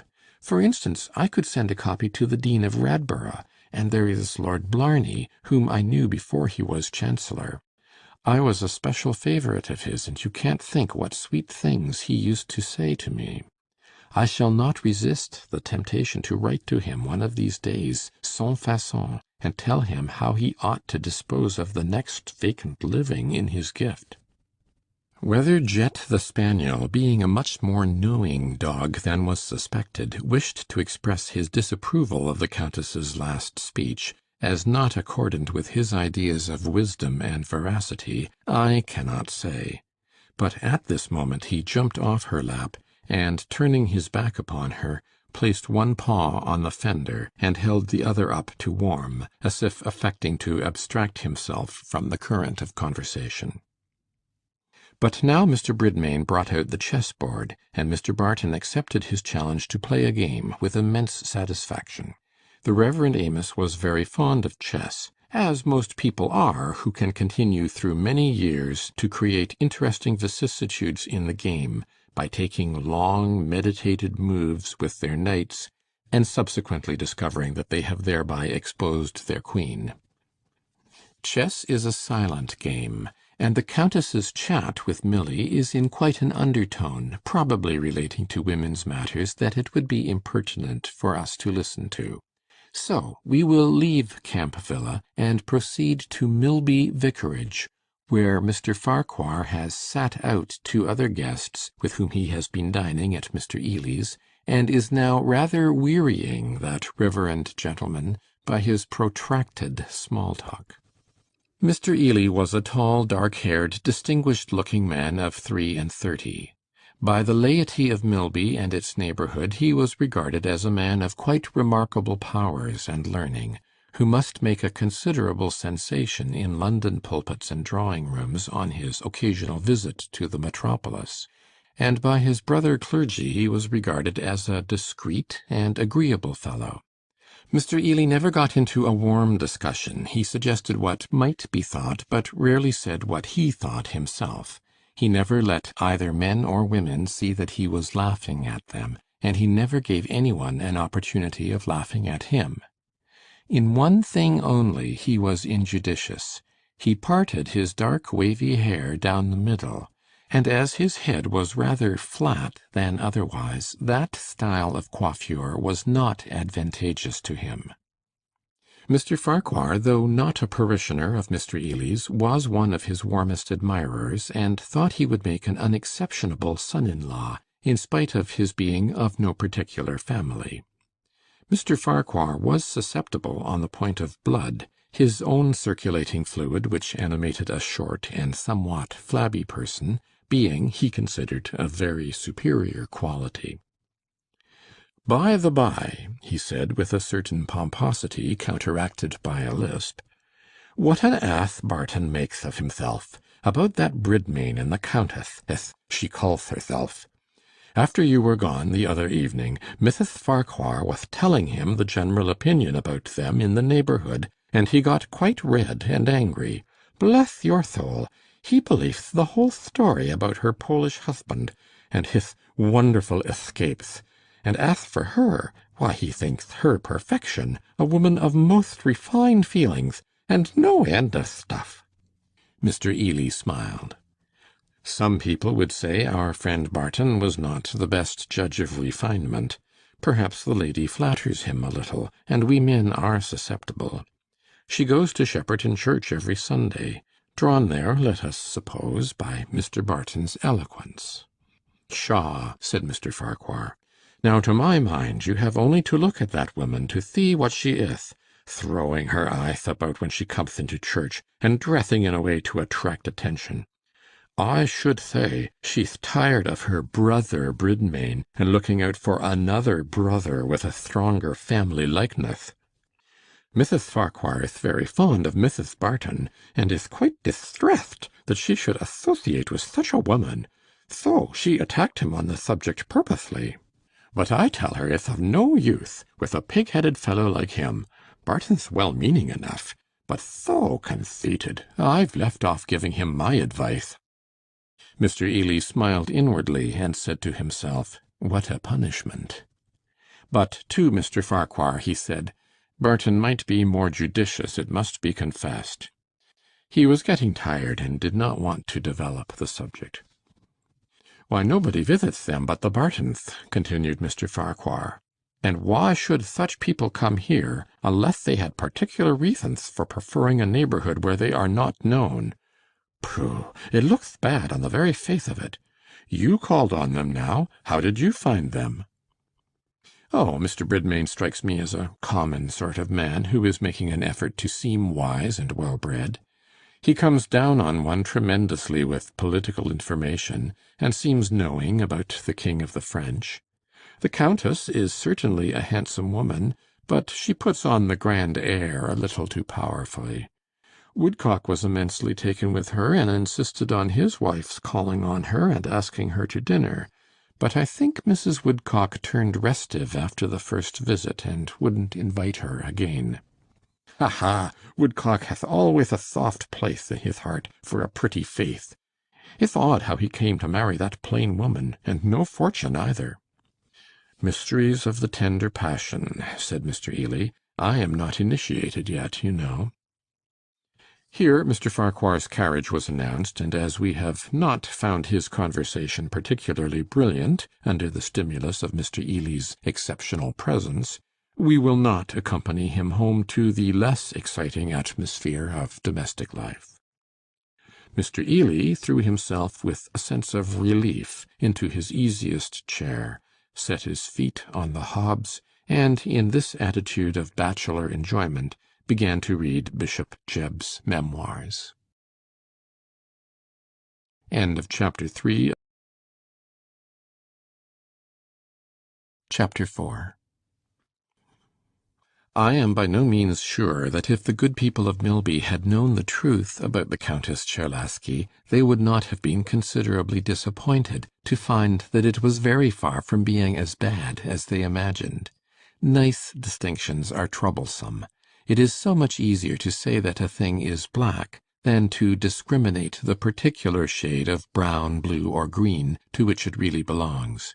It is so much easier to make up your mind that your neighbor is good for nothing than to enter into all the circumstances that would oblige you to modify that opinion. Besides, think of all the virtuous declamation, all the penetrating observation, which had been built up entirely on the fundamental position that the Countess was a very objectionable person indeed, and which would be utterly overturned and nullified by the destruction of that premise. Mrs. Phipps, the banker's wife, and Mrs. Landor, the attorney's wife, had invested part of their reputation for acuteness in the supposition that Mr. Bridmain was not the Countess's brother. Moreover, Miss Phipps was conscious that if the Countess was not a disreputable person, she, Miss Phipps, had no compensating superiority in virtue to set against the other ladies' manifest superiority in personal charms. Miss Phipps's stumpy figure and unsuccessful attire, instead of looking down from a mount of virtue with an aureole round its head, would then be seen on the same level and in the same light as the Countess Czerlaski's Diana-like form and well-chosen drapery. Miss Phipps, for her part, didn't like dressing for effect. She had always avoided that style of appearance which was calculated to create a sensation. Then, what amusing innuendos of the Milby gentlemen over their wine would have been entirely frustrated and reduced to naught if you had told them that the Countess had really been guilty of no misdemeanors which demanded her exclusion from strictly respectable society, that her husband had been the veritable Count Czerlaski, who had had wonderful escapes, as she said, and who, as she did not say, but as was said in certain circulars once folded by her fair hands, had subsequently given dancing lessons in the metropolis; that Mr. Bridmain was neither more nor less than her half-brother, who, by unimpeached integrity and industry, had won a partnership in a silk manufactory, and thereby a moderate fortune that enabled him to retire, as you see, to study politics, the weather, and the art of conversation at his leisure. Mr. Bridmain, in fact, quadragenarian bachelor as he was, felt extremely well pleased to receive his sister in her widowhood, and to shine in the reflected light of her beauty and title. Every man who is not a monster, a mathematician, or a mad philosopher, is the slave of some woman or other. Mr. Bridmain had put his neck under the yoke of his handsome sister, and though his soul was a very little one, of the smallest description, indeed, he would not have ventured to call it his own. He might be slightly recalcitrant now and then, as is the habit of long-eared pachyderms under the thong of the fair Countess's tongue, but there seemed little probability that he would ever get his neck loose. Still, a bachelor's heart is an outlying fortress that some fair enemy may any day take, either by storm or stratagem, and there was always the possibility that Mr. Bridmain's first nuptials might occur before the Countess was quite sure of her second. As it was, however, he submitted to all his sister's caprices, never grumbled because her dress and her maid formed a considerable item beyond her own little income of £60 per annum, and consented to lead with her a migratory life as personages on the debatable ground between aristocracy and commonalty, instead of settling in some spot where his 500 a year might have won him the definite dignity of a parochial magnate. The Countess had her views in choosing a quiet provincial place like Milby. After 3 years of widowhood, she had brought her feelings to contemplate giving a successor to her lamented Czerlaski, whose fine whiskers, fine air, and romantic fortunes had won her heart 10 years ago, when, as pretty Caroline Bridmain, in the full bloom of 25, she was governess to Lady Porter's daughters, whom he initiated into the mysteries of the pas de bas and the Lancers quadrilles. She had had 7 years of sufficiently happy matrimony with Czerlaski, who had taken her to Paris and Germany, and introduced her there to many of his old friends with large titles and small fortunes. So that the fair Caroline had had considerable experience of life, and had gathered therefrom, not indeed any very ripe and comprehensive wisdom, but much external polish, and certain practical conclusions of a very decided kind. One of these conclusions was, that there were things more solid in life than fine whiskers and a title, and that in accepting a second husband she would regard these items as quite subordinate to a carriage and a settlement. Now she had ascertained by tentative residences that the kind of bite she was angling for was difficult to be met with at watering places, which were already preoccupied with abundance of angling beauties, and were chiefly stocked with men whose whiskers might be dyed, and whose incomes were still more problematic. So she had determined on trying a neighbourhood where people were extremely well acquainted with each other's affairs, and where the women were mostly ill-dressed and ugly. Mr. Bridmain's slow brain had adopted his sister's views, and it seemed to him that a woman so handsome and distinguished as the Countess must certainly make a match that might lift himself into the region of county celebrities, and give him at least a sort of cousinship to the Quarter Sessions. All this, which was the simple truth, would have seemed extremely flat to the gossips of Milby, who had made up their minds to something much more exciting. There was nothing here so very detestable. It is true the Countess was a little vain, a little ambitious, a little selfish, a little shallow and frivolous, a little given to white lies. But who considers such slight blemishes, such moral pimples as these, disqualifications for entering into the most respectable society? Indeed, the severest ladies in Milby would have been perfectly aware that these characteristics would have created no wide distinction between the Countess Czerlaski and themselves, and since it was clear there was a wide distinction, why, it must lie in the possession of some vices from which they were undeniably free. Hence it came to pass that Milby respectability refused to recognize the Countess Czerlaski, in spite of her assiduous church-going, and the deep disgust she was known to have expressed at the extreme paucity of the congregations on Ash Wednesdays. So she began to feel that she had miscalculated the advantages of a neighbourhood where people are well acquainted with each other's private affairs. Under these circumstances, you will imagine how welcome was the perfect credence and admiration she met with from Mr. and Mrs. Barton. She had been especially irritated by Mr. Ely's behaviour to her. She felt sure that he was not in the least struck with her beauty, that he quizzed her conversation, and that he spoke of her with a sneer. A woman always knows where she is utterly powerless, and shuns a coldly satirical eye as she would shun a Gorgon. And she was especially eager for clerical notice and friendship, not merely because that is quite the most respectable countenance to be obtained in society, but because she really cared about religious matters, and had an uneasy sense that she was not altogether safe in that quarter. She had serious intentions of becoming quite pious without any reserves, when she had once got her carriage and settlement.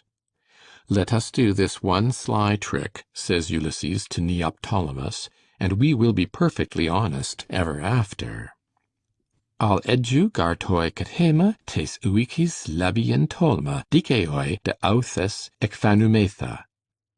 The Countess did not quote Sophocles, but she said to herself, only this little bit of pretence and vanity, and then I will be quite good, and make myself quite safe for another world.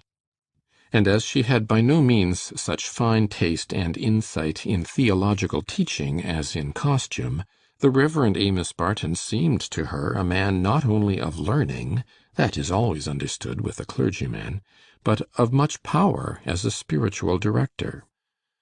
As for Milly, the Countess really loved her, as well as the preoccupied state of her affections would allow, for you have already perceived that there was one being to whom the Countess was absorbingly devoted, and to whose desires she made everything else subservient, namely, Caroline Czerlaski, née Bridmain. Thus there was really not much affectation in her sweet speeches and attentions to Mr. and Mrs. Barton. Still, their friendship by no means adequately represented the object she had in view when she came to Milby, and it had been for some time clear to her that she must suggest a new change of residence to her brother. The thing we look forward to often comes to pass, but never precisely in the way we have imagined to ourselves. The Countess did actually leave Camp Villa before many months were past, but under circumstances which had not at all entered into her contemplation. End of chapter 4. Chapter 5.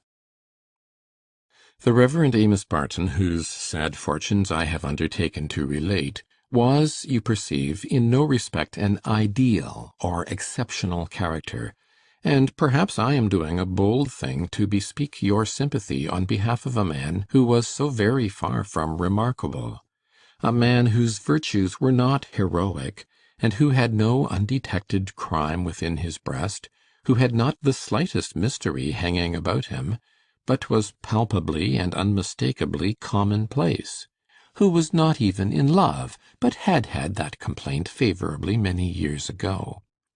An utterly uninteresting character, I think I hear a lady reader exclaim. Mrs. Farthingale, for example, who prefers the ideal in fiction, to whom tragedy means ermine tippets, adultery, and murder, and comedy the adventures of some personage who is quite a character. But, my dear madam, it is so very large a majority of your fellow countrymen that are of this insignificant stamp.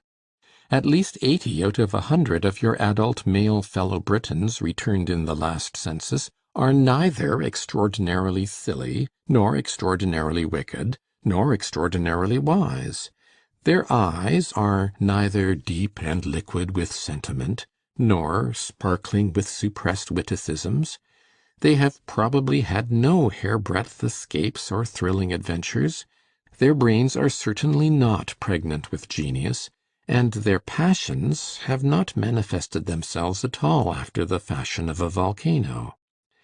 They are simply men of complexions more or less muddy, whose conversation is more or less bald and disjointed. Yet these commonplace people, many of them, bear a conscience, and have felt the sublime prompting to do the painful right. They have their unspoken sorrows and their sacred joys. Their hearts have perhaps gone out towards their firstborn, and they have mourned over the irreclaimable dead. Nay, is there not a pathos in their very insignificance, in our comparison of their dim and narrow existence with the glorious possibilities of that human nature which they share? Depend upon it, you would gain unspeakably if you would learn with me to see some of the poetry and the pathos, the tragedy and the comedy, lying in the experience of a human soul that looks out through dull grey eyes, and that speaks in a voice of quite ordinary tones. In that case, I should have no fear of your not caring to know what farther befell the Reverend Amos Barton, or of your thinking the homely details I have to tell at all beneath your attention. As it is, you can, if you please, decline to pursue my story farther, and you will easily find reading more to your taste, since I learn from the newspapers that many remarkable novels full of striking situations, thrilling incidents, and eloquent writing have appeared only within the last season. Meanwhile, readers who have begun to feel an interest in the Reverend Amos Barton and his wife will be glad to learn that Mr. Oldinport lent the £20.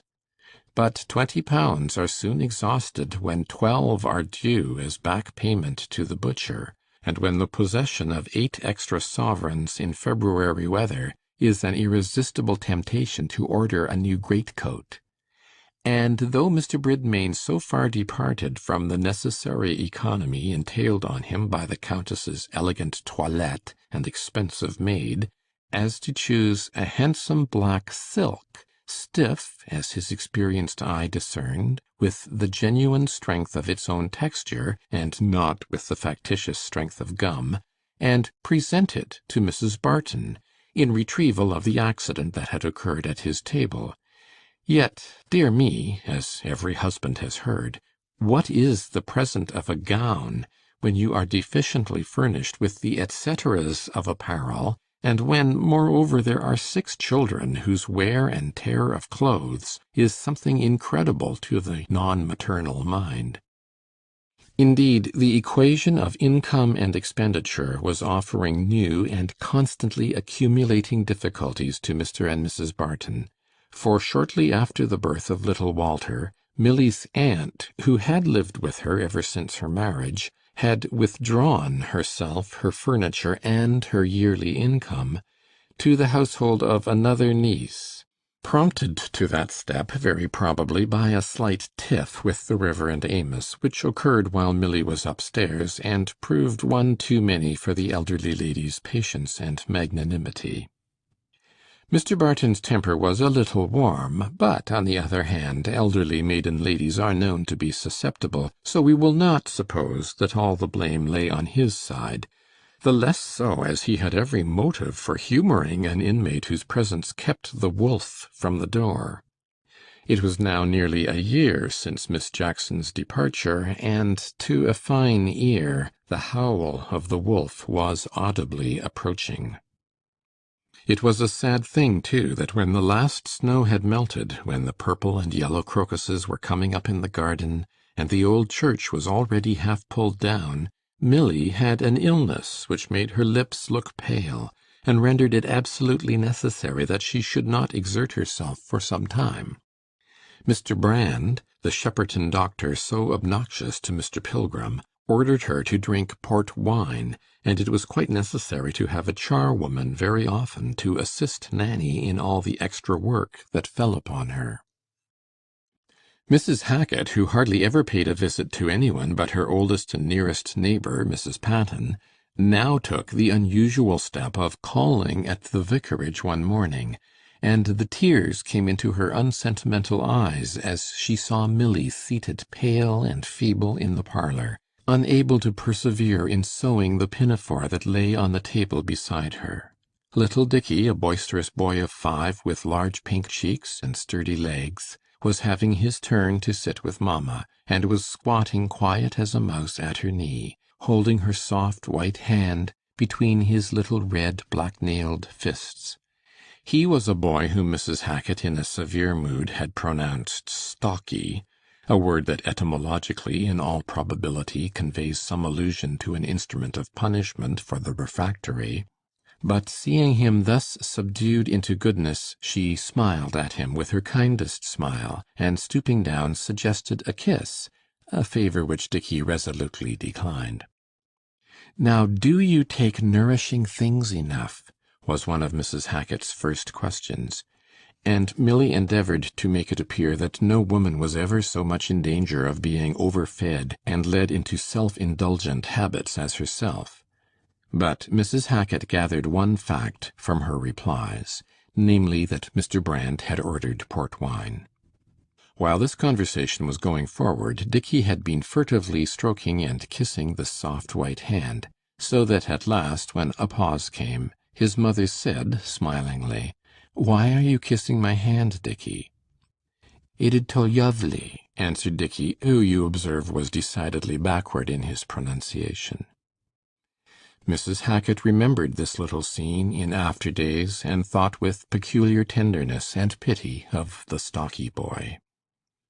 The next day there came a hamper with Mrs. Hackit's respects, and on being opened it was found to contain half a dozen of port wine and 2 couples of fowls.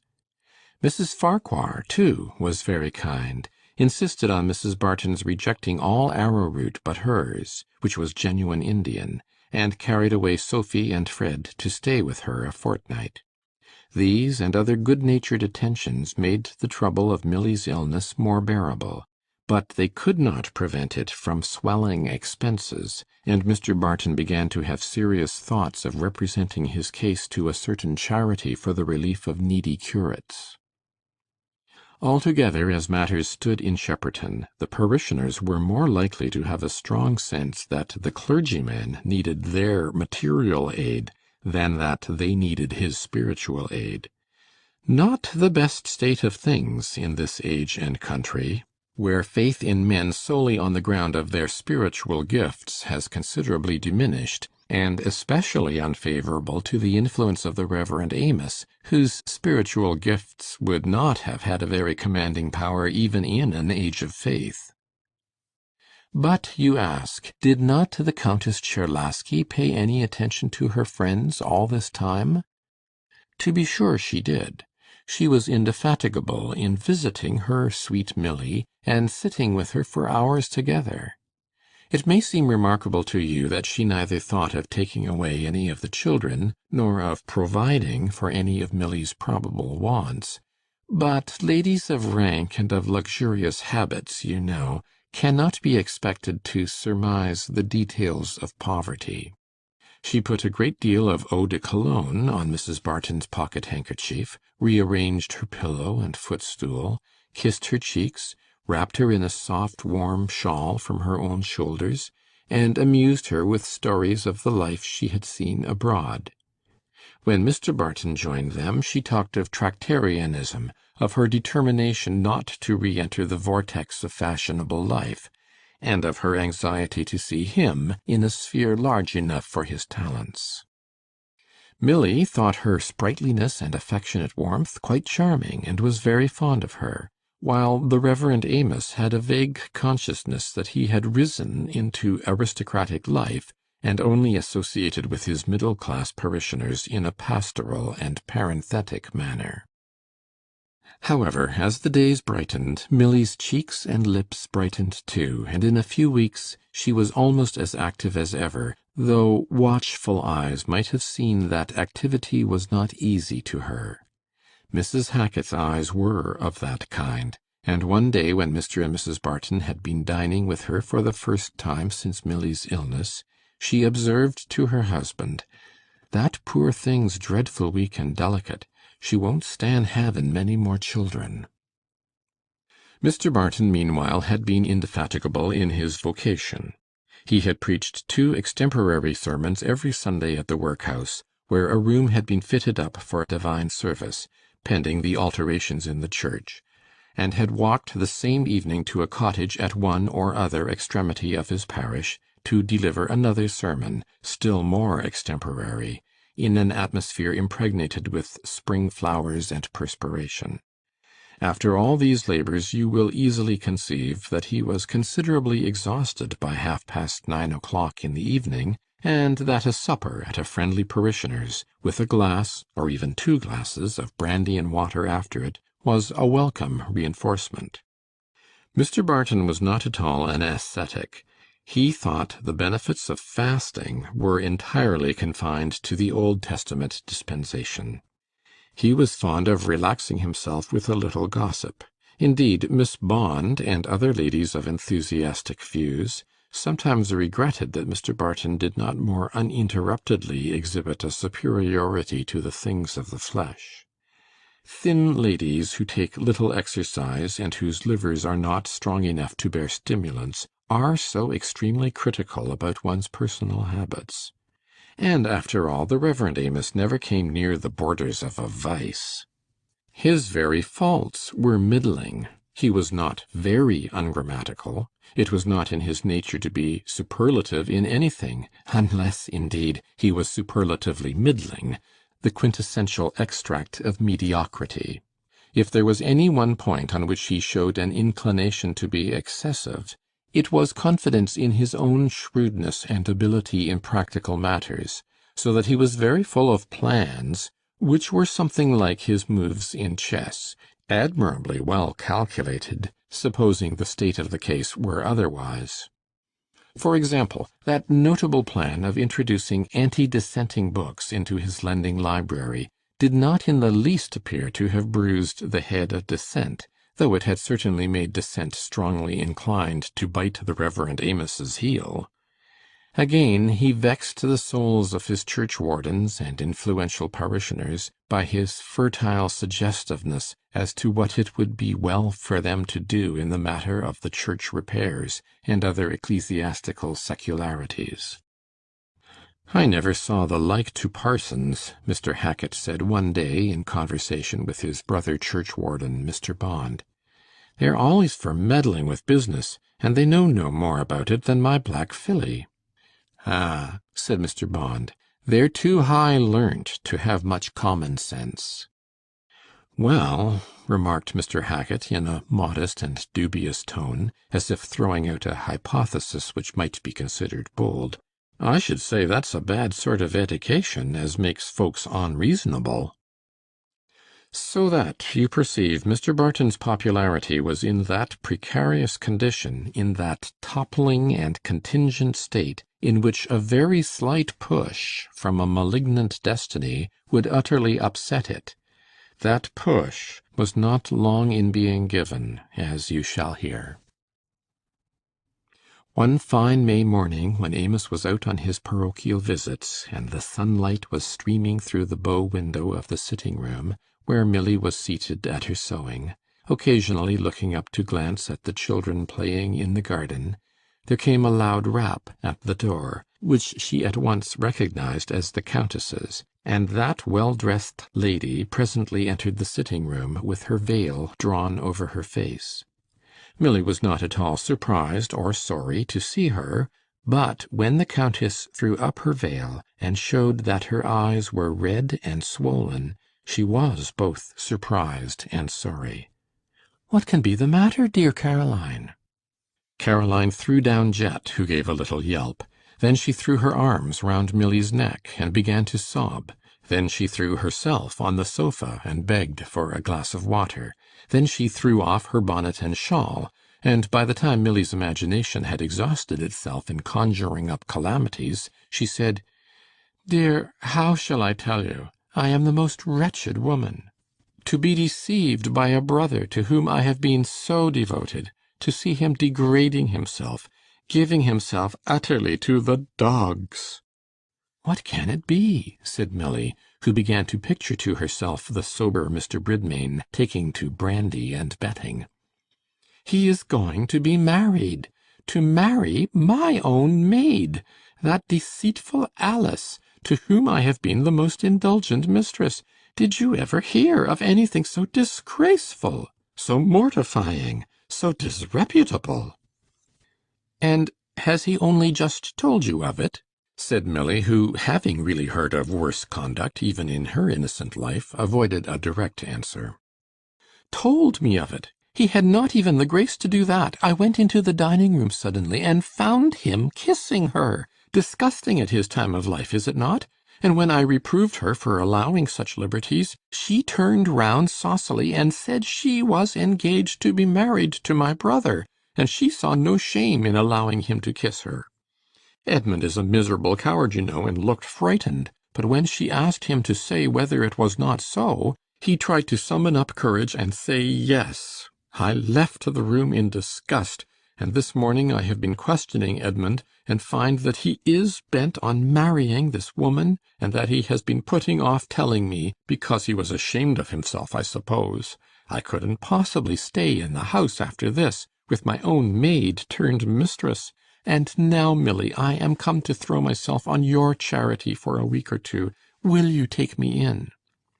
"That we will," said Milly, "if you will only put up with our poor rooms and way of living. It will be delightful to have you." "It will soothe me to be with you and Mr. Barton a little while. I feel quite unable to go among my other friends just at present. What those two wretched people will do, I don't know. Leave the neighborhood at once, I hope. I entreated my brother to do so before he disgraced himself." When Amos came home, he joined his cordial welcome and sympathy to Milly's. By and by the Countess's formidable boxes, which she had carefully packed before her indignation drove her away from Camp Villa, arrived at the vicarage and were deposited in the spare bedroom, and in two closets not spare, which Milly emptied for their reception. A week afterwards, the excellent apartments at Camp Villa, comprising dining and drawing rooms, 3 bedrooms, and a dressing room, were again to let, and Mr. Bridmain's sudden departure, together with the Countess Czerlaski's installation as a visitor at Shepperton Vicarage, became a topic of general conversation in the neighbourhood. The keen-sighted virtue of Milby and Shepperton saw in all this a confirmation of its worst suspicions, and pitied the Reverend Amos Barton's gullibility.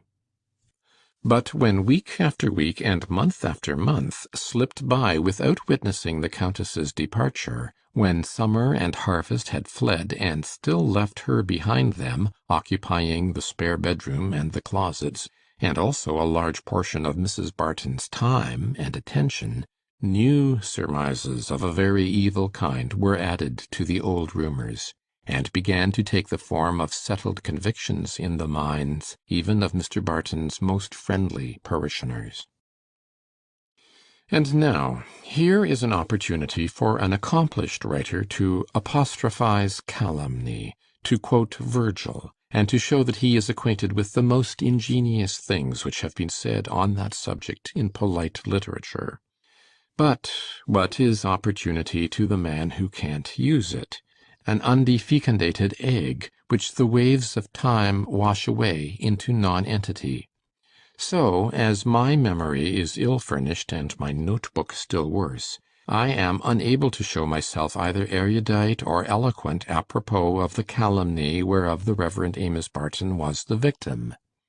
I can only ask my reader, did you ever upset your ink-bottle, and watch in helpless agony the rapid spread of Stygian blackness over your fair manuscript or fairer table cover? With a like inky swiftness did gossip now blacken the reputation of the Reverend Amos Barton, causing the unfriendly to scorn, and even the friendly to stand aloof, at a time when difficulties of another kind were fast thickening around him. End of chapter 5. Chapter 6. One November morning, at least 6 months after the Countess Czerlaski had taken up her residence at the vicarage, Mrs. Hackit heard that her neighbour Mrs. Patten had an attack of her old complaint, vaguely called the spasms.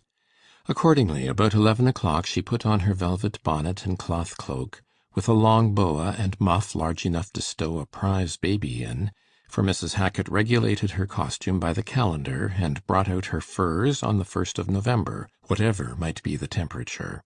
She was not a woman weakly to accommodate herself to shilly-shally proceedings. If the season didn't know what it ought to do, Mrs. Hackit did. In her best days it was always sharp weather at Gunpowder Plot, and she didn't like new fashions.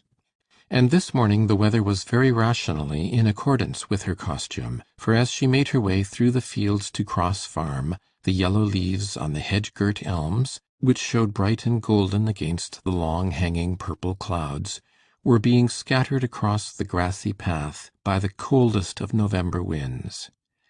"Ah," Mrs. Hackit thought to herself, "I dare say we shall have a sharp pinch this winter, and if we do, I shouldn't wonder if it takes the old lady off. They say a green Yule makes a fat churchyard, but so does a white Yule too, for that matter. When the stool's rotten enough, no matter who sits on it." However, on her arrival at Cross Farm, the prospect of Mrs. Patten's decease was again thrown into the dim distance in her imagination, for Miss Janet Gibbs met her with the news that Mrs. Patten was much better, and led her, without any preliminary announcement, to the old lady's bedroom. Janet had scarcely reached the end of her circumstantial narrative how the attack came on, and what were her aunt's sensations, a narrative to which Mrs. Patten, in her neatly plaited nightcap, seemed to listen with a contemptuous resignation to her niece's historical inaccuracy, contenting herself with occasionally confounding Janet by a shake of the head, when the clatter of a horse's hoofs on the yard pavement announced the arrival of Mr. Pilgrim, whose large top-booted person presently made its appearance upstairs. He found Mrs. Patten going on so well that there was no need to look solemn. He might glide from condolence into gossip without offence, and the temptation of having Mrs. Hacket's ear was irresistible. "What a disgraceful business this is turning out of your parsons," was the remark with which he made this agreeable transition, throwing himself back in the chair from which he had been leaning towards the patient. Dear me," said Mrs. Hacket, "disgraceful enough. I stuck to Mr. Barton as long as I could, for his wife's sake, but I can't countenance such goings on. It's hateful to see that woman coming with them to service of a Sunday, and if Mr. Hacket wasn't churchwarden, and I didn't think it wrong to forsake one's own parish, I should go to Nebley Church. There's a many parishioners as do." "I used to think Barton was only a fool," observed Mr. Pilgrim, in a tone which implied that he was conscious of having been weakly charitable. "I thought he was imposed upon and led away by those people when they first came. But that's impossible now." "Oh, it's as plain as the nose in your face," said Mrs. Hacket, unreflectingly, not perceiving the equivoque in her comparison. "Comin' to Milby like a sparrow perchin' on a bough, as I may say, with her brother, as she called him, and then all on a sudden the brother goes off with himself, and she throws herself on the Bartons. Though what could make her take up with a poor notomise of a parson as hasn't got enough to keep wife and children, there's one above knows, I don't." "Mr. Barton may have attractions we don't know of," said Mr. Pilgrim, who piqued himself on a talent for sarcasm. "The Countess has no maid now, and they say Mr. Barton is handy in assisting at her toilette, laces her boots, and so forth."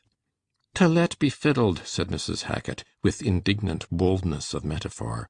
"And there's that poor thing a sewing her fingers to the bone for them children, and another comin' on. What she must have to go through! It goes to my heart to turn my back on her. But she's i' the wrong to let herself be put upon in that manner." "Ah, I was talking to Mrs. Farquhar about that the other day. She said, 'I think Mrs. Barton a very weak woman.'" Mr. Pilgrim gave this quotation with slow emphasis, as if he thought Mrs. Farquhar had uttered a remarkable sentiment. "They find it impossible to invite her to their house while she has that equivocal person staying with her." "Well," remarked Mrs. Gibbs, "if I was a wife, nothing should induce me to bear what Mrs. Barton does." "Yes, it's fine talking," said Mrs. Patten from her pillow. "Old maids' husbands are always well managed. If you was a wife, you'd be as foolish as your betters, belike." "All my wonder is," observed Mrs. Hacket, "how the Bartons make both ends meet. You may depend on it, she's got nothing to give 'em, for I understand as he's been having money from some clergy charity. They said at fust as she stuffed Mr. Barton wi' notions about her writing to the Chancellor and her fine friends to give 'em a living. Howiver, I don't know what's true and what's false. Mr. Barton keeps away from our house now, for I gave him a bit o' my mind one day. Maybe he's ashamed of himself. He seems to me to look dreadful thin and harassed of a Sunday." "Oh, he must be aware he's getting into bad odour everywhere. The clergy are quite disgusted with his folly. They say Carp would be glad to get Barton out of the curacy if he could, but he can't do that without coming to Shepperton himself, as Barton's a licensed curate, and he wouldn't like that, I suppose." At this moment Mrs. Patten showed signs of uneasiness which recalled Mr. Pilgrim to professional attentions, and Mrs. Hacket, observing that it was Thursday, and she must see after the butter, said good bye, promising to look in again soon and bring her knitting. This Thursday, by the by, is the first in the month, the day on which the clerical meeting is held at Milby Vicarage, and as the Reverend Amos Barton has reasons for not attending, he will very likely be a subject of conversation amongst his clerical brethren. Suppose we go there and hear whether Mr. Pilgrim has reported their opinion correctly. There is not a numerous party today, for it is a season of sore throats and catarrhs, so that the exegetical and theological discussions, which are the preliminary of dining, have not been quite so spirited as usual; and although a question relative to the Epistle of Jude has not been quite cleared up, the striking of 6 by the church clock and the simultaneous announcement of dinner are sounds that no one feels to be importunate. Pleasant, when one is not in the least bilious, to enter a comfortable dining-room, where the closely drawn red curtains glow with the double light of fire and candle, where glass and silver are glittering on the pure damask, and a soup tureen gives a hint of the fragrance that will presently rush out to inundate your hungry senses, and prepare them, by the delicate visitation of atoms, for the keen gusto of ampler contact.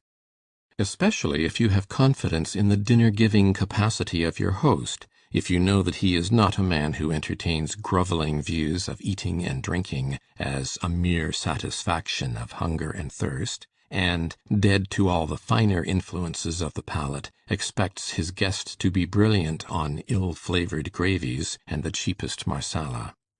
Mr. Ely was particularly worthy of such confidence, and his virtues as an amphitryon had probably contributed quite as much as the central situation of Milby to the selection of his house as a clerical rendezvous.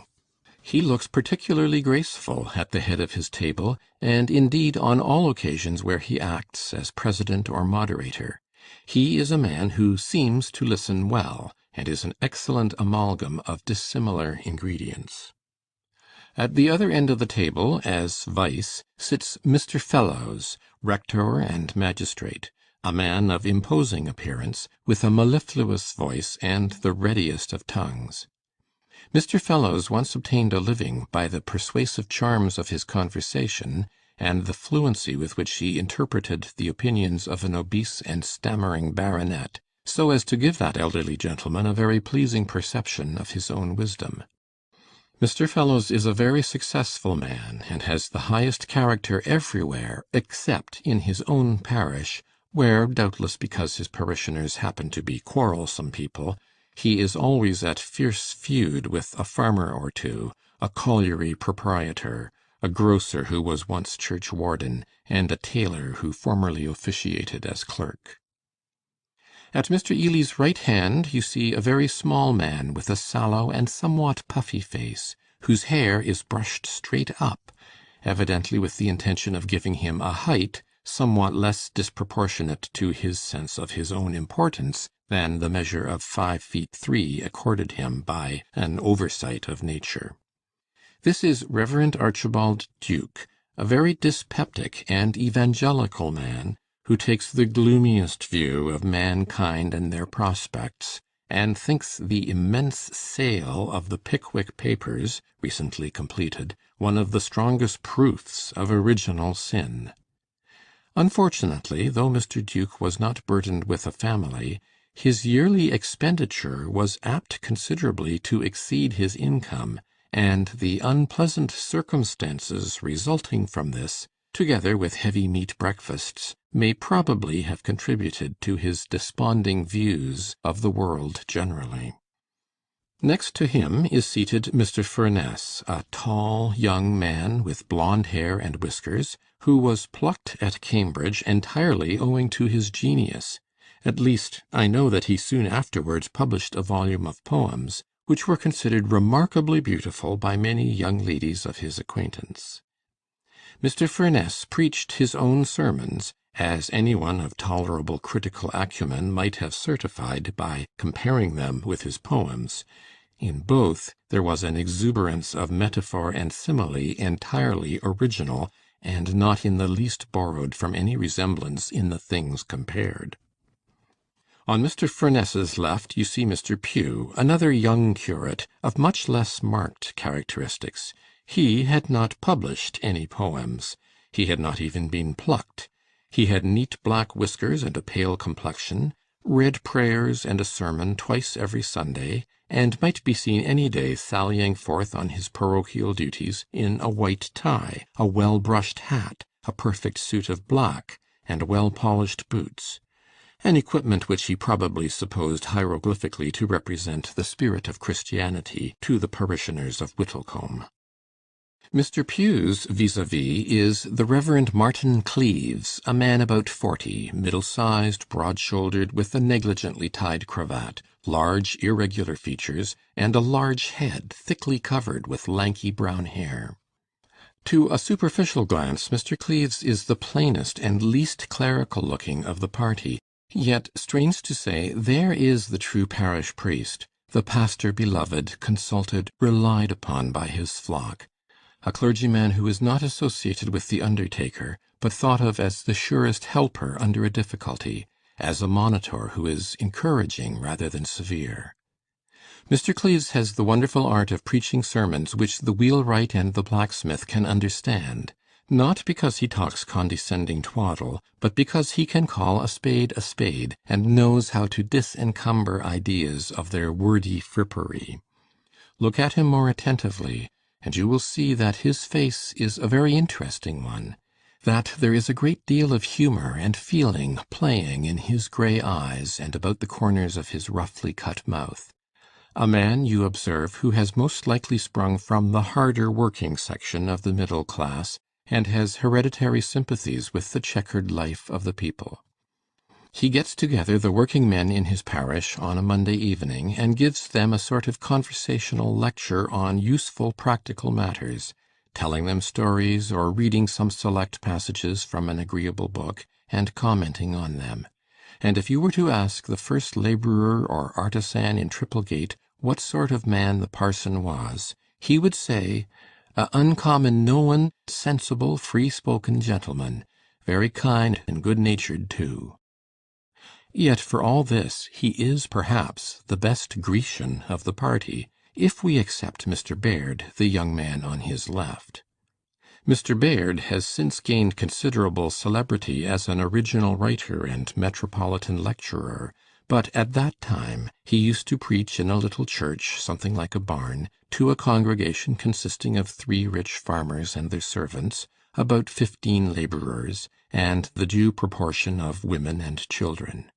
The rich farmers understood him to be very high learnt, but if you had interrogated them for a more precise description, they would have said that he was a thinnish-faced man with a sort of cast in his eye like.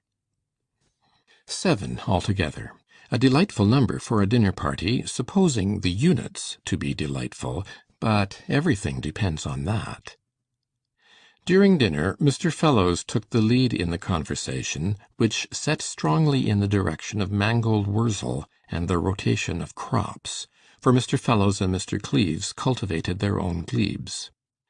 Mr. Ely, too, had some agricultural notions, and even the Reverend Archibald Duke was made alive to that class of mundane subjects by the possession of some potato ground. The 2 young curates talked a little aside during these discussions, which had imperfect interest for their unbeneficed minds, and the transcendental and near-sighted Mr. Baird seemed to listen somewhat abstractedly, knowing little more of potatoes and mangold wurzel than that they were some form of the conditioned. "What a hobby farming is with Lord Watling," said Mr. Fellowes, when the cloth was being drawn. "I went over his farm at Tetterley with him last summer. It is really a model farm. First-rate dairy, grazing, and wheat land, and such splendid farm buildings. An expensive hobby, though. He sinks a good deal of money there, I fancy. He has a great whim for black cattle, and he sends that drunken old Scotch bailiff of his to Scotland every year, with hundreds in his pocket, to buy these beasts." "By the by," said Mr. Ely, "do you know who is the man to whom Lord Watling has given the Bramhill living?" "A man named Sargent. I knew him at Oxford. His brother is a lawyer, and was very useful to Lord Watling in that ugly Brownsall affair. That's why Sargent got the living."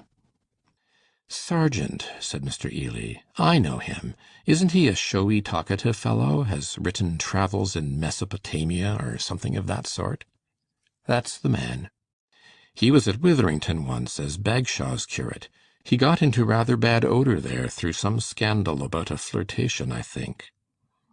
"Talking of scandal," returned Mr. Fellowes, "have you heard the last story about Barton? Nisbett was telling me the other day that he dines alone with the Countess at 6, while Mrs. Barton is in the kitchen acting as cook." "Rather an apocryphal authority, Nisbett," said Mr. Ely. "Ah," said Mr. Cleves, with good-natured humour twinkling in his eyes, "depend upon it, that is a corrupt version.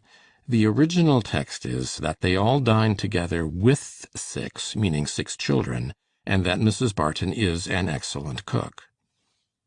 "I wish dining alone together may be the worst of that sad business," said the Reverend Archibald Duke, in a tone implying that his wish was a strong figure of speech.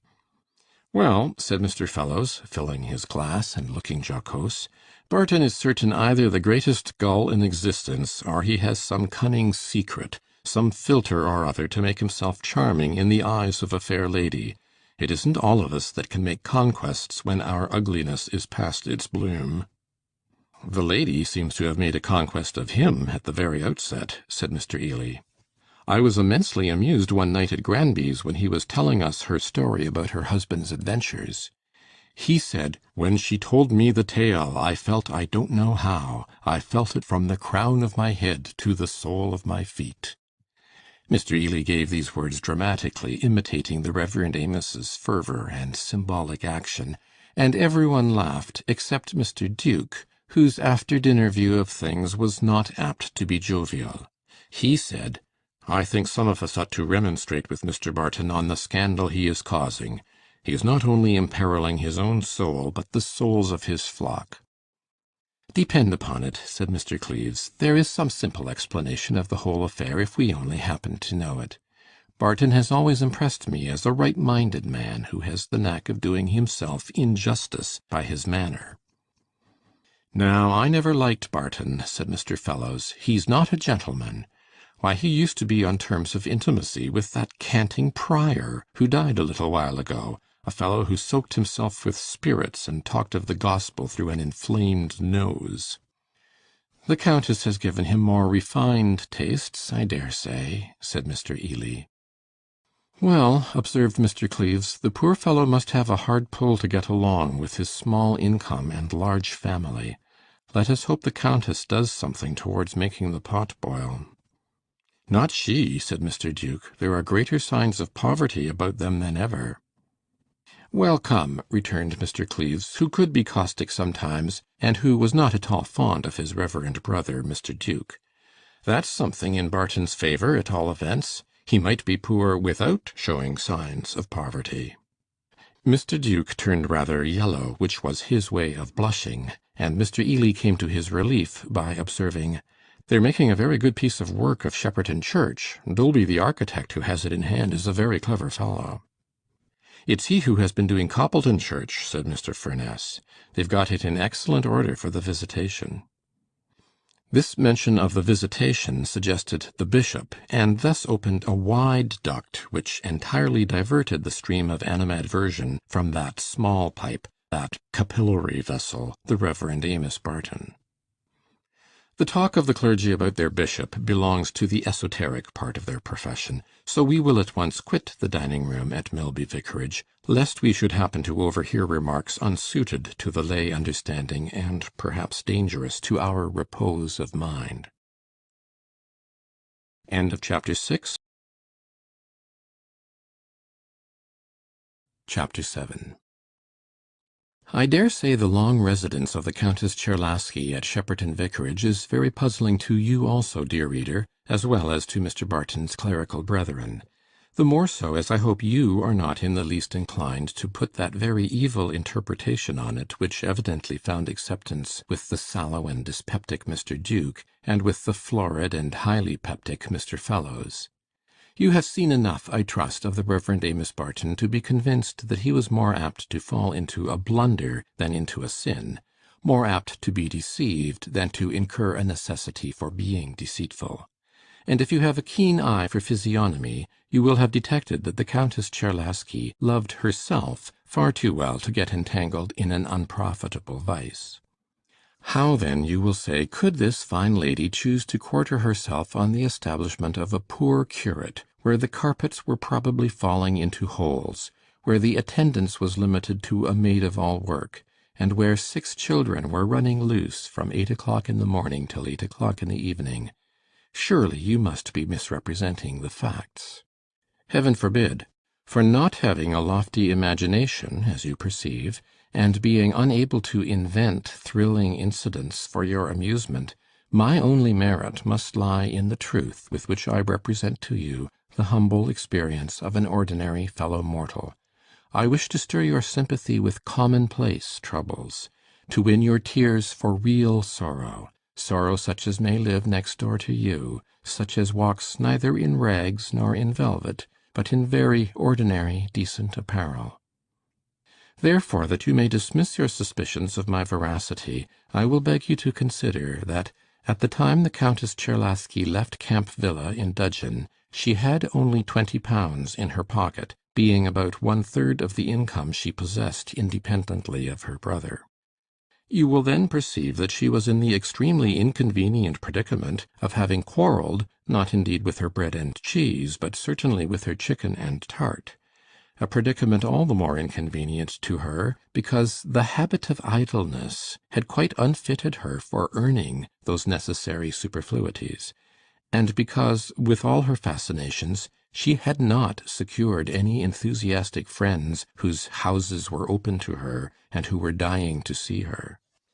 Thus she had completely checkmated herself, unless she could resolve on one unpleasant move, namely, to humble herself to her brother, and recognize his wife.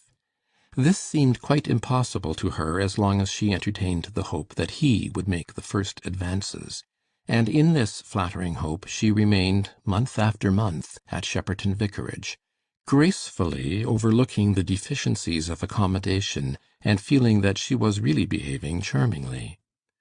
Who indeed, she thought to herself, could do otherwise with a lovely gentle creature like Milly? I shall really be sorry to leave the poor thing. So, though she lay in bed till 10, and came down to a separate breakfast at 11, she kindly consented to dine as early as 5, when a hot joint was prepared, which coldly furnished forth the children's table the next day. She considerately prevented Milly from devoting herself too closely to the children, by insisting on reading, talking, and walking with her, and she even began to embroider a cap for the next baby, which must certainly be a girl, and be named Caroline. After the first month or two of her residence at the vicarage, the Reverend Amos Barton became aware, as indeed it was unavoidable that he should, of the strong disapprobation it drew upon him, and the change of feeling towards him which it was producing in his kindest parishioners. But, in the first place, he still believed in the Countess as a charming and influential woman, disposed to befriend him, and in any case he could hardly hint departure to a lady guest who had been kind to him and his, and who might any day spontaneously announce the termination of her visit. In the second place, he was conscious of his own innocence, and felt some contemptuous indignation towards people who were ready to imagine evil of him. And lastly, he had, as I have already intimated, a strong will of his own, so that a certain obstinacy and defiance mingled itself with his other feelings on the subject. The one unpleasant consequence which was not to be evaded or counteracted by any mere mental state was the increasing drain on his slender purse for household expenses, to meet which the remittance he had received from the clerical charity threatened to be quite inadequate. Slander may be defeated by equanimity, but courageous thoughts will not pay your baker's bill, and fortitude is nowhere considered legal tender for beef. Month after month the financial aspect of the Reverend Amos's affairs became more and more serious to him, and month after month, too, wore away more and more of that armour of indignation and defiance with which he had at first defended himself from the harsh looks of faces that were once the friendliest. But quite the heaviest pressure of the trouble fell on Milly, on gentle, uncomplaining Milly, whose delicate body was becoming daily less fit for all the many things that had to be done between rising up and lying down. At first she thought the Countess's visit would not last long, and she was quite glad to incur extra exertion for the sake of making her friend comfortable. "I can hardly bear to think of all the rough work she did with those lovely hands, all by the sly, without letting her husband know anything about it, and husbands are not clairvoyant. How she salted bacon, ironed shirts and cravats, put patches on patches, and redarned darns. Then there was the task of mending and eking out baby linen in prospect, and the problem perpetually suggesting itself how she and Nanny should manage when there was another baby, as there would be before very many months were past. When time glided on and the Countess's visit did not end, Milly was not blind to any phase of their position. She knew of the slander, she was aware of the keeping aloof of old friends, but these she felt almost entirely on her husband's account. A loving woman's world lies within the four walls of her own home, and it is only through her husband that she is in any electric communication with the world beyond. Mrs. Simpkins may have looked scornfully at her, but baby crows and holds out his little arms none the less blithely. Mrs. Tomkins may have left off calling on her, but her husband comes home none the less to receive her care and caresses. It has been wet and gloomy out of doors to-day, but she has looked well after the shirt buttons, has cut out baby's pinafores, and half finished Willie's blouse. So it was with Milly. She was only vexed that her husband should be vexed, only wounded because he was misconceived. But the difficulty about ways and means she felt in quite a different manner. Her rectitude was alarmed lest they should have to make tradesmen wait for their money. Her motherly love dreaded the diminution of comforts for the children, and the sense of her own failing health gave exaggerated force to these fears. Milly could no longer shut her eyes to the fact that the Countess was inconsiderate if she did not allow herself to entertain severer thoughts, and she began to feel that it would soon be a duty to tell her frankly that they really could not afford to have her visit farther prolonged. But a process was going forward in two other minds which ultimately saved Milly from having to perform this painful task. In the first place, the Countess was getting weary of Shepperton, weary of waiting for her brother's overtures which never came. So one fine morning she reflected that forgiveness was a Christian duty, that a sister should be placable, that Mr. Bridmain must feel the need of her advice, to which she had been accustomed for 3 years, and that very likely that woman didn't make the poor man happy. In this amiable frame of mind she wrote a very affectionate appeal, and addressed it to Mr. Bridmain through his banker. Another mind that was being wrought up to a climax was Nanny's, the maid-of-all-work, who had a warm heart and a still warmer temper. Nanny adored her mistress. She had been heard to say that she was ready to kiss the ground as the missus trod on. And Walter, she considered, was her baby, of whom she was as jealous as a lover. But she had from the first very slight admiration for the Countess Czerlaski. That lady, from Nanny's point of view, was a personage always drawed out of fine clothes, the chief result of whose existence was to cause additional bed-making, carrying of hot water, laying of tablecloths, and cooking of dinners. It was a perpetually heightening aggravation to Nanny that she and her mistress had to slave more than ever, because there was this fine lady in the house. "And she pays nothin' for it, neither," observed Nanny to Mr. Jacob Tomms, a young gentleman in the tailoring line, who occasionally, simply out of a taste for dialogue, looked into the vicarage kitchen of an evening. "I know the master's shorter o' money than iver, and it mak's no end o' difference o' the housekeepin', her bein' here, besides bein' obliged to have a charwoman constant." "There's fine stories i' the village about her," said Mr. Tomms. "They say as Muster Barton's great wi' her, or else she'd niver stop here. Then they say a passel o' lies, and you ought to be ashamed to go and tell 'em o'er again." Do you think as the master, as has got a wife like the missus, 'ud go running arter a stuck-up piece o' goods like that Countess, as isn't fit to black the missis's shoes? I'm none so fond o' the master, but I know better on him nor that." "Well, I didn't believe it," said Mr. Tomms, humbly. "Believe it! You'd ha' been a ninny if yer did. And she's a nasty stingy thing, that Countess. She's niver give me a sixpence nor an old rag neither, sin' here she's been. A lyin' a bed and a comin' down to breakfast when other folks wants their dinner." If such was the state of Nanny's mind as early as the end of August, when this dialogue with Mr. Tomms occurred, you may imagine what it must have been by the beginning of November, and that at that time a very slight spark might any day cause the long smouldering anger to flame forth in open indignation. That spark happened to fall the very morning that Mrs. Hackit paid the visit to Mrs. Patten recorded in the last chapter. Nanny's dislike of the Countess extended to the innocent dog Jet, whom she couldn't a bear to see made a fuss wi' like a Christian, and the little ousel must be washed too ivery Saturday, as if there wasn't children anew to wash, wi'out washing dogs. Now this particular morning it happened that Milly was quite too poorly to get up, and Mr. Barton observed to Nanny, on going out, that he would call and tell Mr. Brand to come. These circumstances were already enough to make Nanny anxious and susceptible. But the Countess, comfortably ignorant of them, came down as usual about 11 o'clock to her separate breakfast, which stood ready for her at that hour in the parlour, the kettle singing on the hob that she might make her own tea.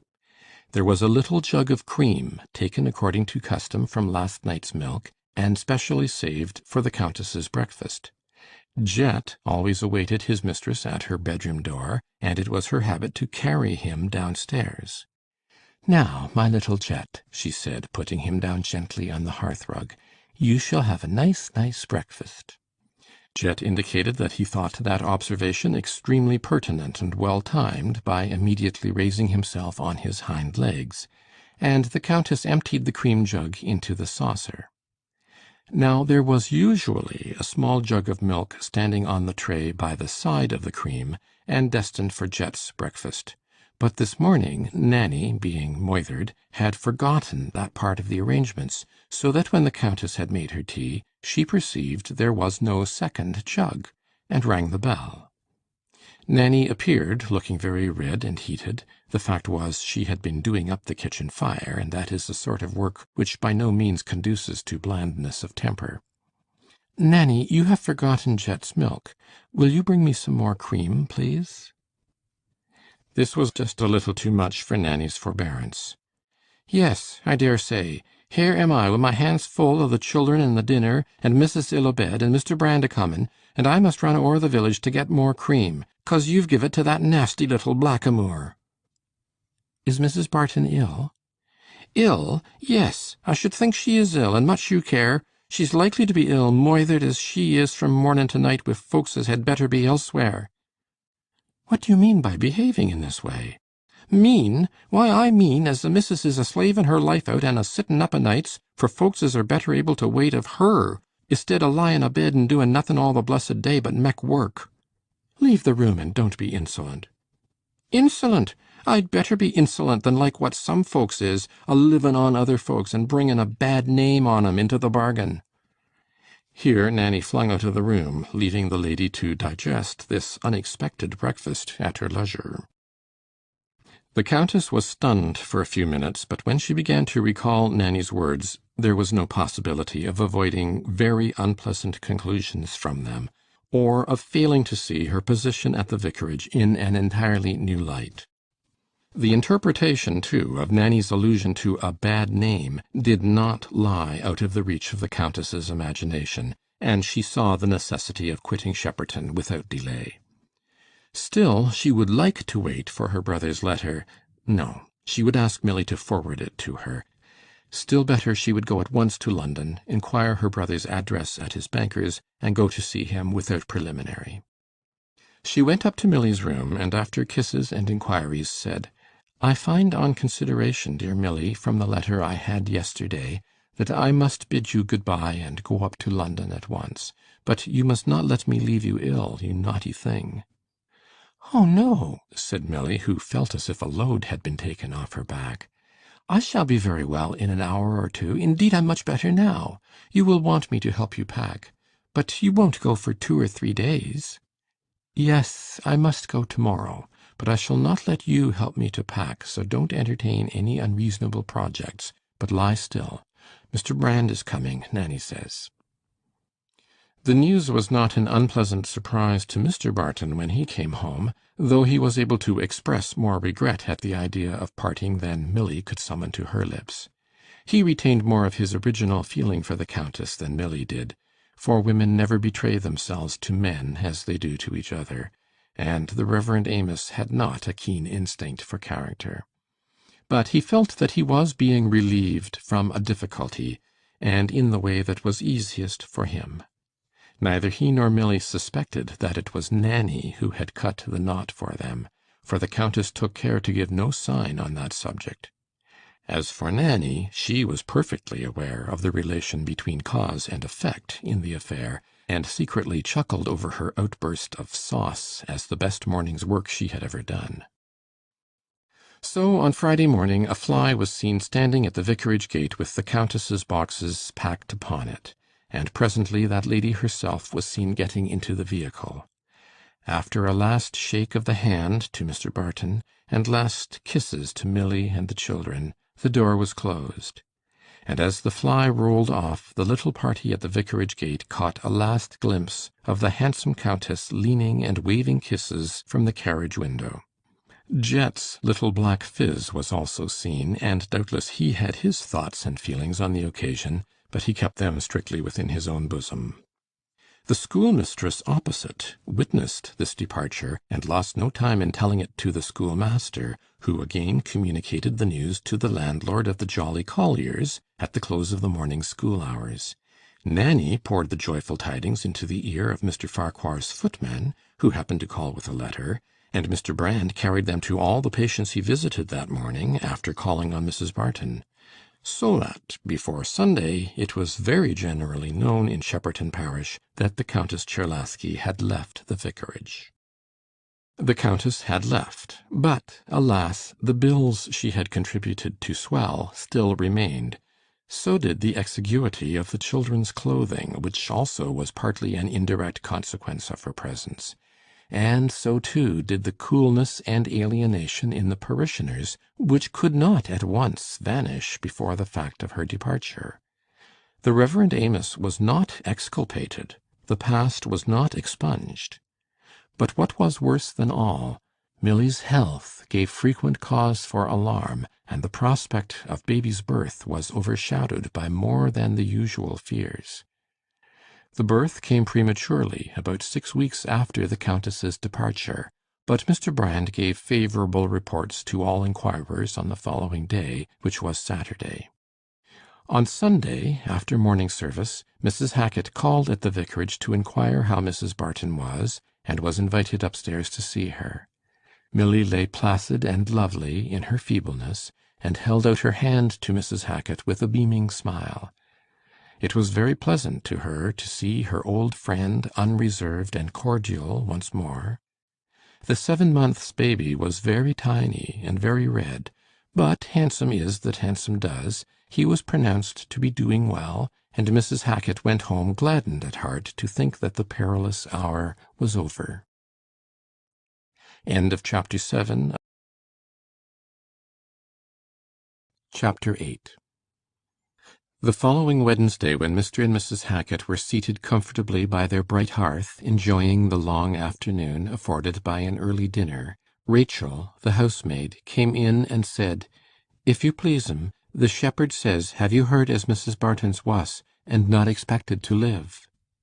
Mrs. Hackit turned pale, and hurried out to question the shepherd, who, she found, had heard the sad news at an alehouse in the village. Mr. Hackit followed her out, and said, "Thee'dst better have the pony chaise and go directly." "Yes," said Mrs. Hackit, too much overcome to utter any exclamations. "Rachel, come and help me on wi' my things." When her husband was wrapping her cloak round her feet in the pony chaise, she said, "If I don't come home to-night, I shall send back the pony chaise, and you'll know I'm wanted there." "Yes, yes." It was a bright, frosty day, and by the time Mrs. Hackit arrived at the vicarage, the sun was near its setting. There was a carriage and pair standing at the gate, which she recognized as Dr. Madeley's, the physician from Rotherby. She entered at the kitchen door that she might avoid knocking, and quietly questioned Nanny. No one was in the kitchen, but passing on she saw the sitting-room door open, and Nanny, with Walter in her arms, removing the knives and forks which had been laid for dinner 3 hours ago. "Master says he can't eat no dinner," was Nanny's first word. "He's never tasted nothin' sin' yesterday mornin' but a cup o' tea." "When was your missis took worse?" "A Monday night. They sent for Dr. Madeley i' the middle of the day yisterday, and he's here again now." "Is the baby alive?" "No, it died last night. The children's all at Mrs. Bond's. She come and took 'em away last night. But the master says they must be fetched soon. He's upstairs now wi' Dr. Madeley and Mr. Brand." At this moment Mrs. Hackit heard the sound of a heavy, slow foot in the passage, and presently Amos Barton entered with dry, despairing eyes, haggard and unshaven. He expected to find the sitting-room as he left it, with nothing to meet his eyes but Milly's work-basket in the corner of the sofa, and the children's toys overturned in the bow window.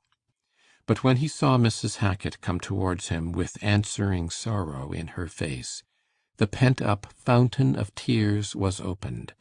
He threw himself on the sofa, hid his face, and sobbed aloud.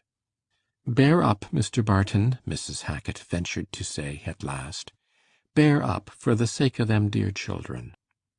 "The children," said Amos, starting up. "They must be sent for. Some one must fetch them. Milly will want to—" He couldn't finish the sentence, but Mrs. Hackit understood him, and said, "I'll send the man with the pony carriage for 'em." She went out to give the order, and encountered Dr. Madeley and Mr. Brand, who were just going. Mr. Brand said, "I am very glad to see you are here, Mrs. Hackit. No time must be lost in sending for the children. Mrs. Barton wants to see them." "Do you quite give her up, then?" "She can hardly live through the night. She begged us to tell her how long she had to live, and then asked for the children." The pony carriage was sent, and Mrs. Hackit, returning to Mr. Barton, said she would like to go upstairs now. He went upstairs with her and opened the door. The chamber fronted the west. The sun was just setting, and the red light fell full upon the bed, where Milly lay with the hand of death visibly upon her. The feather bed had been removed, and she lay low on a mattress, with her head slightly raised by pillows. Her long fair neck seemed to be struggling with a painful effort, her features were pallid and pinched, and her eyes were closed. There was no one in the room but the nurse and the mistress of the free school, who had come to give her help from the beginning of the change. Amos and Mrs. Hackit stood beside the bed, and Milly opened her eyes. "My darling, Mrs. Hackit is come to see you." Milly smiled and looked at her with that strange far-off look which belongs to ebbing life. "Are the children coming?" she said painfully. "Yes, they will be here directly." She closed her eyes again. Presently the pony carriage was heard, and Amos, motioning to Mrs. Hackit to follow him, left the room. On their way downstairs she suggested that the carriage should remain to take them away again afterwards, and Amos assented. There they stood in the melancholy sitting-room, the 5 sweet children from Patty to Chubby, all with their mother's eyes, all except Patty looking up with a vague fear at their father as he entered. Patty understood the great sorrow that was come upon them, and tried to check her sobs as she heard her papa's footsteps. "My children," said Amos, taking Chubby in his arms, "God is going to take away your dear mamma from us. She wants to see you to say good-bye. You must try to be very good and not cry." He could say no more, but turned round to see if Nanny was there with Walter, and then led the way upstairs, leading Dickey with the other hand. Mrs. Hackit followed with Sophy and Patty, and then came Nanny with Walter and Fred.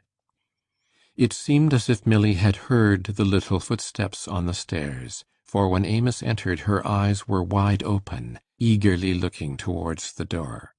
They all stood by the bedside, Amos nearest to her, holding Chubby and Dicky.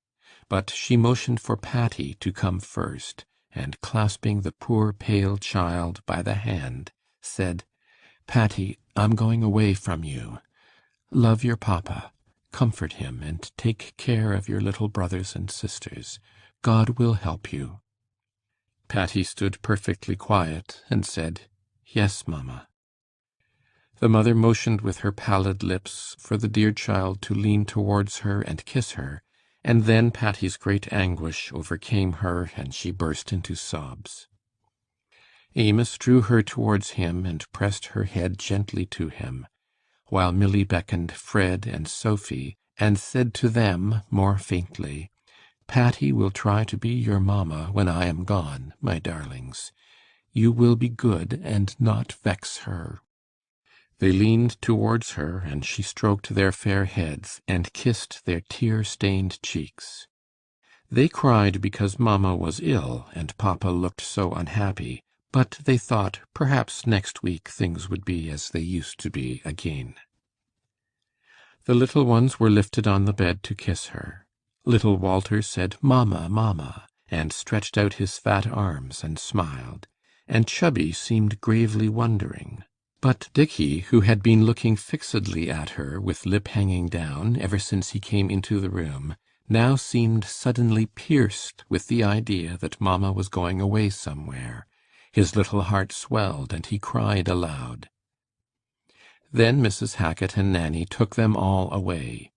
Patty at first begged to stay at home and not go to Mrs. Bond's again, but when Nanny reminded her that she had better go to take care of the younger ones, she submitted at once, and they were all packed in the pony carriage once more. Milly kept her eyes shut for some time after the children were gone. Amos had sunk on his knees and was holding her hand while he watched her face.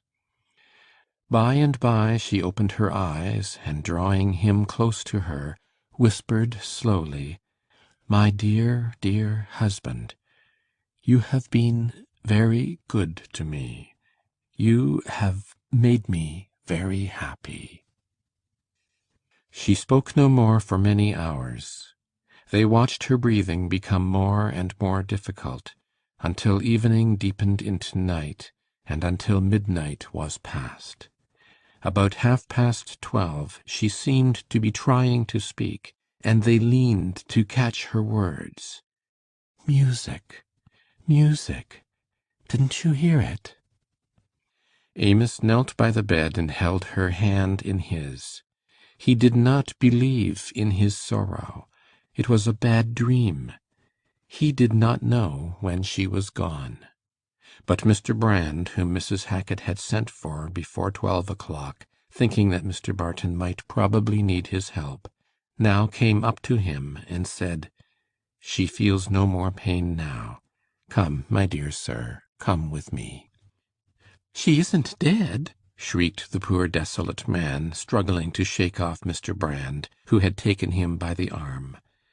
But his weary, weakened frame was not equal to resistance, and he was dragged out of the room.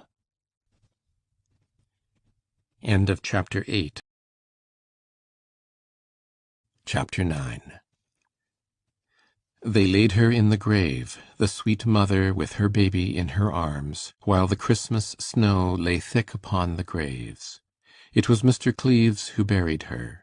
On the first news of Mr. Barton's calamity, he had ridden over from Tripplegate to beg that he might be made of some use, and his silent grasp of Amos's hand had penetrated like the painful thrill of life-recovering warmth to the poor benumbed heart of the stricken man.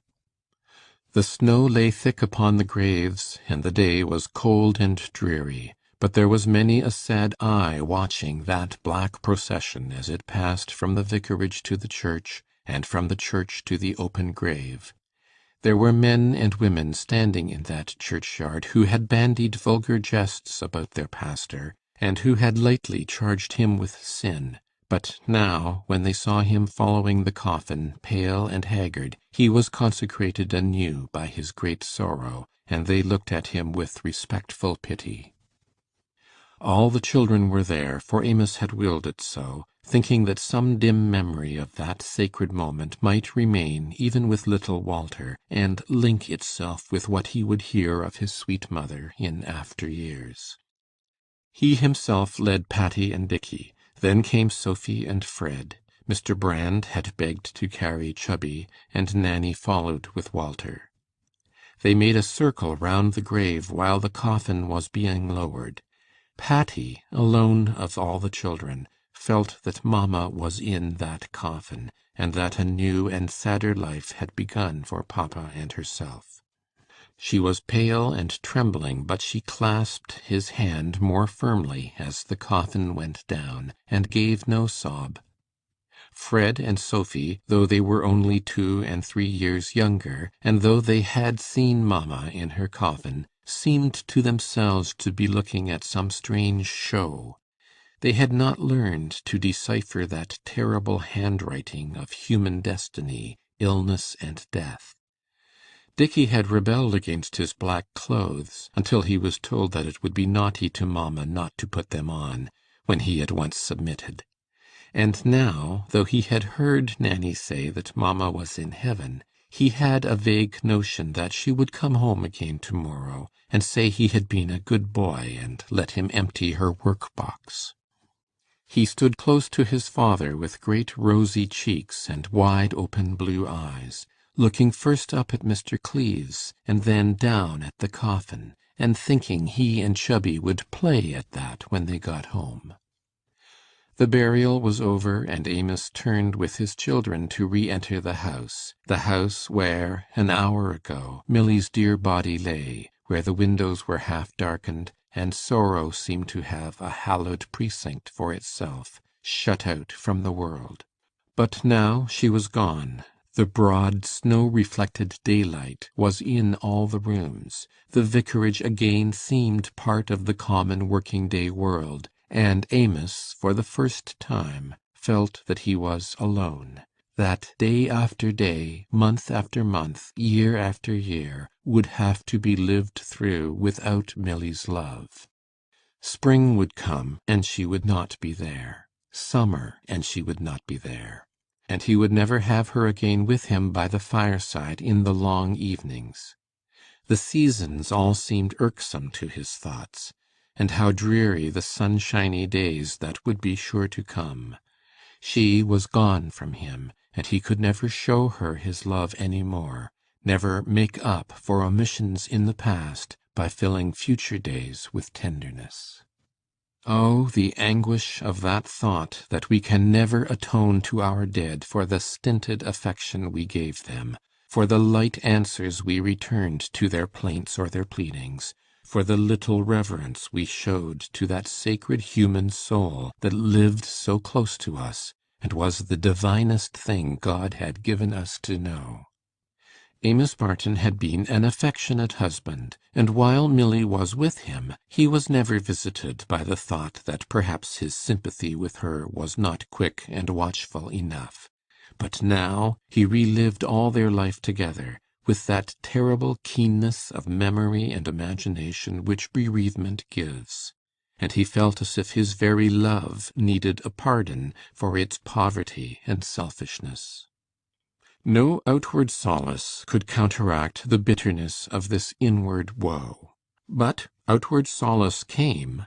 Cold faces looked kind again, and parishioners turned over in their minds what they could best do to help their pastor. Mr. Oldenport wrote to express his sympathy, and enclosed another £20 note, begging that he might be permitted to contribute in this way to the relief of Mr. Barton's mind from pecuniary anxieties, under the pressure of a grief which all his parishioners must share, and offering his interest towards placing the 2 eldest girls in a school expressly founded for clergymen's daughters. Mr. Cleves succeeded in collecting £30 among his richer clerical brethren, and adding £10 himself, sent the sum to Amos with the kindest and most delicate words of Christian fellowship and manly friendship. Miss Jackson forgot old grievances and came to stay some months with Milly's children, bringing such material aid as she could spare from her small income. These were substantial helps, which relieved Amos from the pressure of his money difficulties, and the friendly attentions, the kind pressure of the hand, the cordial looks he met with everywhere in his parish, made him feel that the fatal frost which had settled on his pastoral duties during the Countess's residence at the vicarage was completely thawed, and that the hearts of his parishioners were once more open to him. No one breathed the Countess's name now, for Milly's memory hallowed her husband, as of old the place was hallowed on which an angel from God had alighted. When the spring came, Mrs. Hackit begged that she might have Dicky to stay with her, and great was the enlargement of Dicky's experience from that visit. Every morning he was allowed, being well wrapped up as to his chest by Mrs. Hackit's own hands, but very bare and red as to his legs, to run loose in the cow and poultry yard, to persecute the turkey-cock by satirical imitations of his gobble-gobble, and to put difficult questions to the groom as to the reasons why horses had 4 legs, and other transcendental matters. Then Mr. Hackit would take Dicky up on horseback when he rode round his farm, and Mrs. Hackit had a large plum-cake in cut, ready to meet incidental attacks of hunger. So that Dicky had considerably modified his views as to the desirability of Mrs. Hackit's kisses. The Misses Farquhar made particular pets of Fred and Sophy, to whom they undertook to give lessons twice a week in writing and geography, and Mrs. Farquhar devised many treats for the little ones. Patty's treat was to stay at home, or walk about with her papa, and when he sat by the fire in an evening, after the other children were gone to bed, she would bring a stool, and placing it against his feet, would sit down upon it and lean her head against his knee. Then his hand would rest on that fair head, and he would feel that Milly's love was not quite gone out of his life. So the time wore on till it was May again, and the church was quite finished and reopened in all its new splendour, and Mr. Barton was devoting himself with more vigour than ever to his parochial duties. But one morning, it was a very bright morning, and evil tidings sometimes like to fly in the finest weather, there came a letter for Mr. Barton, addressed in the vicar's handwriting. Amos opened it with some anxiety. Somehow or other he had a presentiment of evil. The letter contained the announcement that Mr. Carpe had resolved on coming to reside at Shepperton, and that, consequently, in 6 months from that time Mr. Barton's duties as curate in that parish would be closed. Oh, it was hard! Just when Shepperton had become the place where he most wished to stay, where he had friends who knew his sorrows, where he lived close to Milly's grave. To part from that grave seemed like parting with Milly a second time, for Amos was one who clung to all the material links between his mind and the past. His imagination was not vivid, and required the stimulus of actual perception. It roused some bitter feeling, too, to think that Mr. Carpe's wish to reside at Shepperton was merely a pretext for removing Mr. Barton, in order that he might ultimately give the curacy of Shepperton to his own brother-in-law, who was known to be wanting a new position. Still, it must be borne, and the painful business of seeking another curacy must be set about without loss of time. After the lapse of some months, Amos was obliged to renounce the hope of getting one at all near Shepperton, and he at length resigned himself to accepting one in a distant county. The parish was in a large manufacturing town, where his walks would lie among noisy streets and dingy alleys, and where the children would have no garden to play in, no pleasant farmhouses to visit. It was another blow inflicted on the bruised man. Chapter 9. Chapter 10. At length the dreaded week was come, when Amos and his children must leave Shepperton. There was general regret among the parishioners at his departure, not that any one of them thought his spiritual gifts preeminent, or was conscious of great edification from his ministry, but his recent troubles had called out their better sympathies, and that is always a source of love. Amos failed to touch the spring of goodness by his sermons, but he touched it effectually by his sorrows, and there was now a real bond between him and his flock. "My heart aches for them poor motherless children," said Mrs. Hackit to her husband, "a going among strangers and into a nasty town where there's no good victuals to be had, and you must pay dear to get bad uns." Mrs. Hackit had a vague notion of a town life as a combination of dirty backyards, measly pork, and dingy linen. The same sort of sympathy was strong among the poorer class of parishioners. Old stiff-jointed Mr. Tozer, who was still able to earn a little by gardening jobs, stopped Mrs. Cramp, the charwoman, on her way home from the vicarage, where she had been helping Nanny to pack up the day before the departure, and inquired very particularly into Mr. Barton's prospects. "Ah, poor mon," he was heard to say, "I'm sorry for un. He hedn't much here, but he'll be wuss off theer. Half a loaf's better nor ne'er un."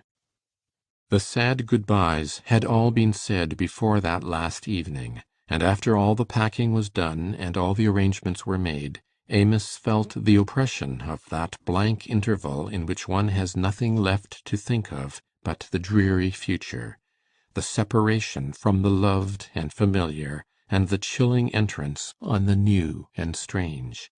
In every parting there is an image of death. Soon after 10 o'clock, when he had sent Nanny to bed that she might have a good night's rest before the fatigues of the morrow, he stole softly out to pay a last visit to Milly's grave. It was a moonless night, but the sky was thick with stars, and their light was enough to show that the grass had grown long on the grave, and that there was a tombstone telling in bright letters on a dark ground that beneath were deposited the remains of Amelia, the beloved wife of Amos Barton, who died in the 35th year of her age, leaving a husband and 6 children to lament her loss. The final words of the inscription were, "Thy will be done." The husband was now advancing towards the dear mound from which he was so soon to be parted, perhaps for ever. He stood a few minutes reading over and over again the words on the tombstone, as if to assure himself that all the happy and unhappy past was a reality. For love is frightened at the intervals of insensibility and callousness that encroach by little and little on the dominion of grief, and it makes efforts to recall the keenness of the first anguish. Gradually, as his eye dwelt on the words, "Amelia, the beloved wife," the waves of feeling swelled within his soul, and he threw himself on the grave, clasping it with his arms, and kissing the cold turf. "Milly, Milly, dost thou hear me? I didn't love thee enough. I wasn't tender enough to thee, but I think of it all now." The sobs came and choked his utterance, and the warm tears fell. Conclusion. Only once again in his life has Amos Barton visited Milly's grave. It was in the calm and softened light of an autumnal afternoon, and he was not alone. He held on his arm a young woman with a sweet grave face, which strongly recalled the expression of Mrs. Barton's, but was less lovely in form and colour. She was about 30, but there were some premature lines round her mouth and eyes which told of early anxiety. Amos himself was much changed. His thin circlet of hair was nearly white, and his walk was no longer firm and upright. But his glance was calm and even cheerful, and his neat linen told of a woman's care. Milly did not take all her love from the earth when she died. She had left some of it in Patty's heart. All the other children were now grown up, and had gone their several ways. Dickey, you will be glad to hear, had shown remarkable talents as an engineer. His cheeks are still ruddy, in spite of mixed mathematics, and his eyes are still large and blue, but in other respects his person would present no marks of identification for his friend Mrs. Hackit, if she were to see him, especially now that her eyes must be grown very dim with the wear of more than 20 additional years. He is nearly 6 feet high, and has a proportionately broad chest. He wears spectacles, and rubs his large white hands through a mass of shaggy brown hair. But I am sure you have no doubt that Mr. Richard Barton is a thoroughly good fellow, as well as a man of talent, and you will be glad any day to shake hands with him, for his own sake as well as his mother's. Patty alone remains by her father's side, and makes the evening sunshine of his life. End of chapter 10 and conclusion of The Sad Fortunes of the Reverend Amos Barton.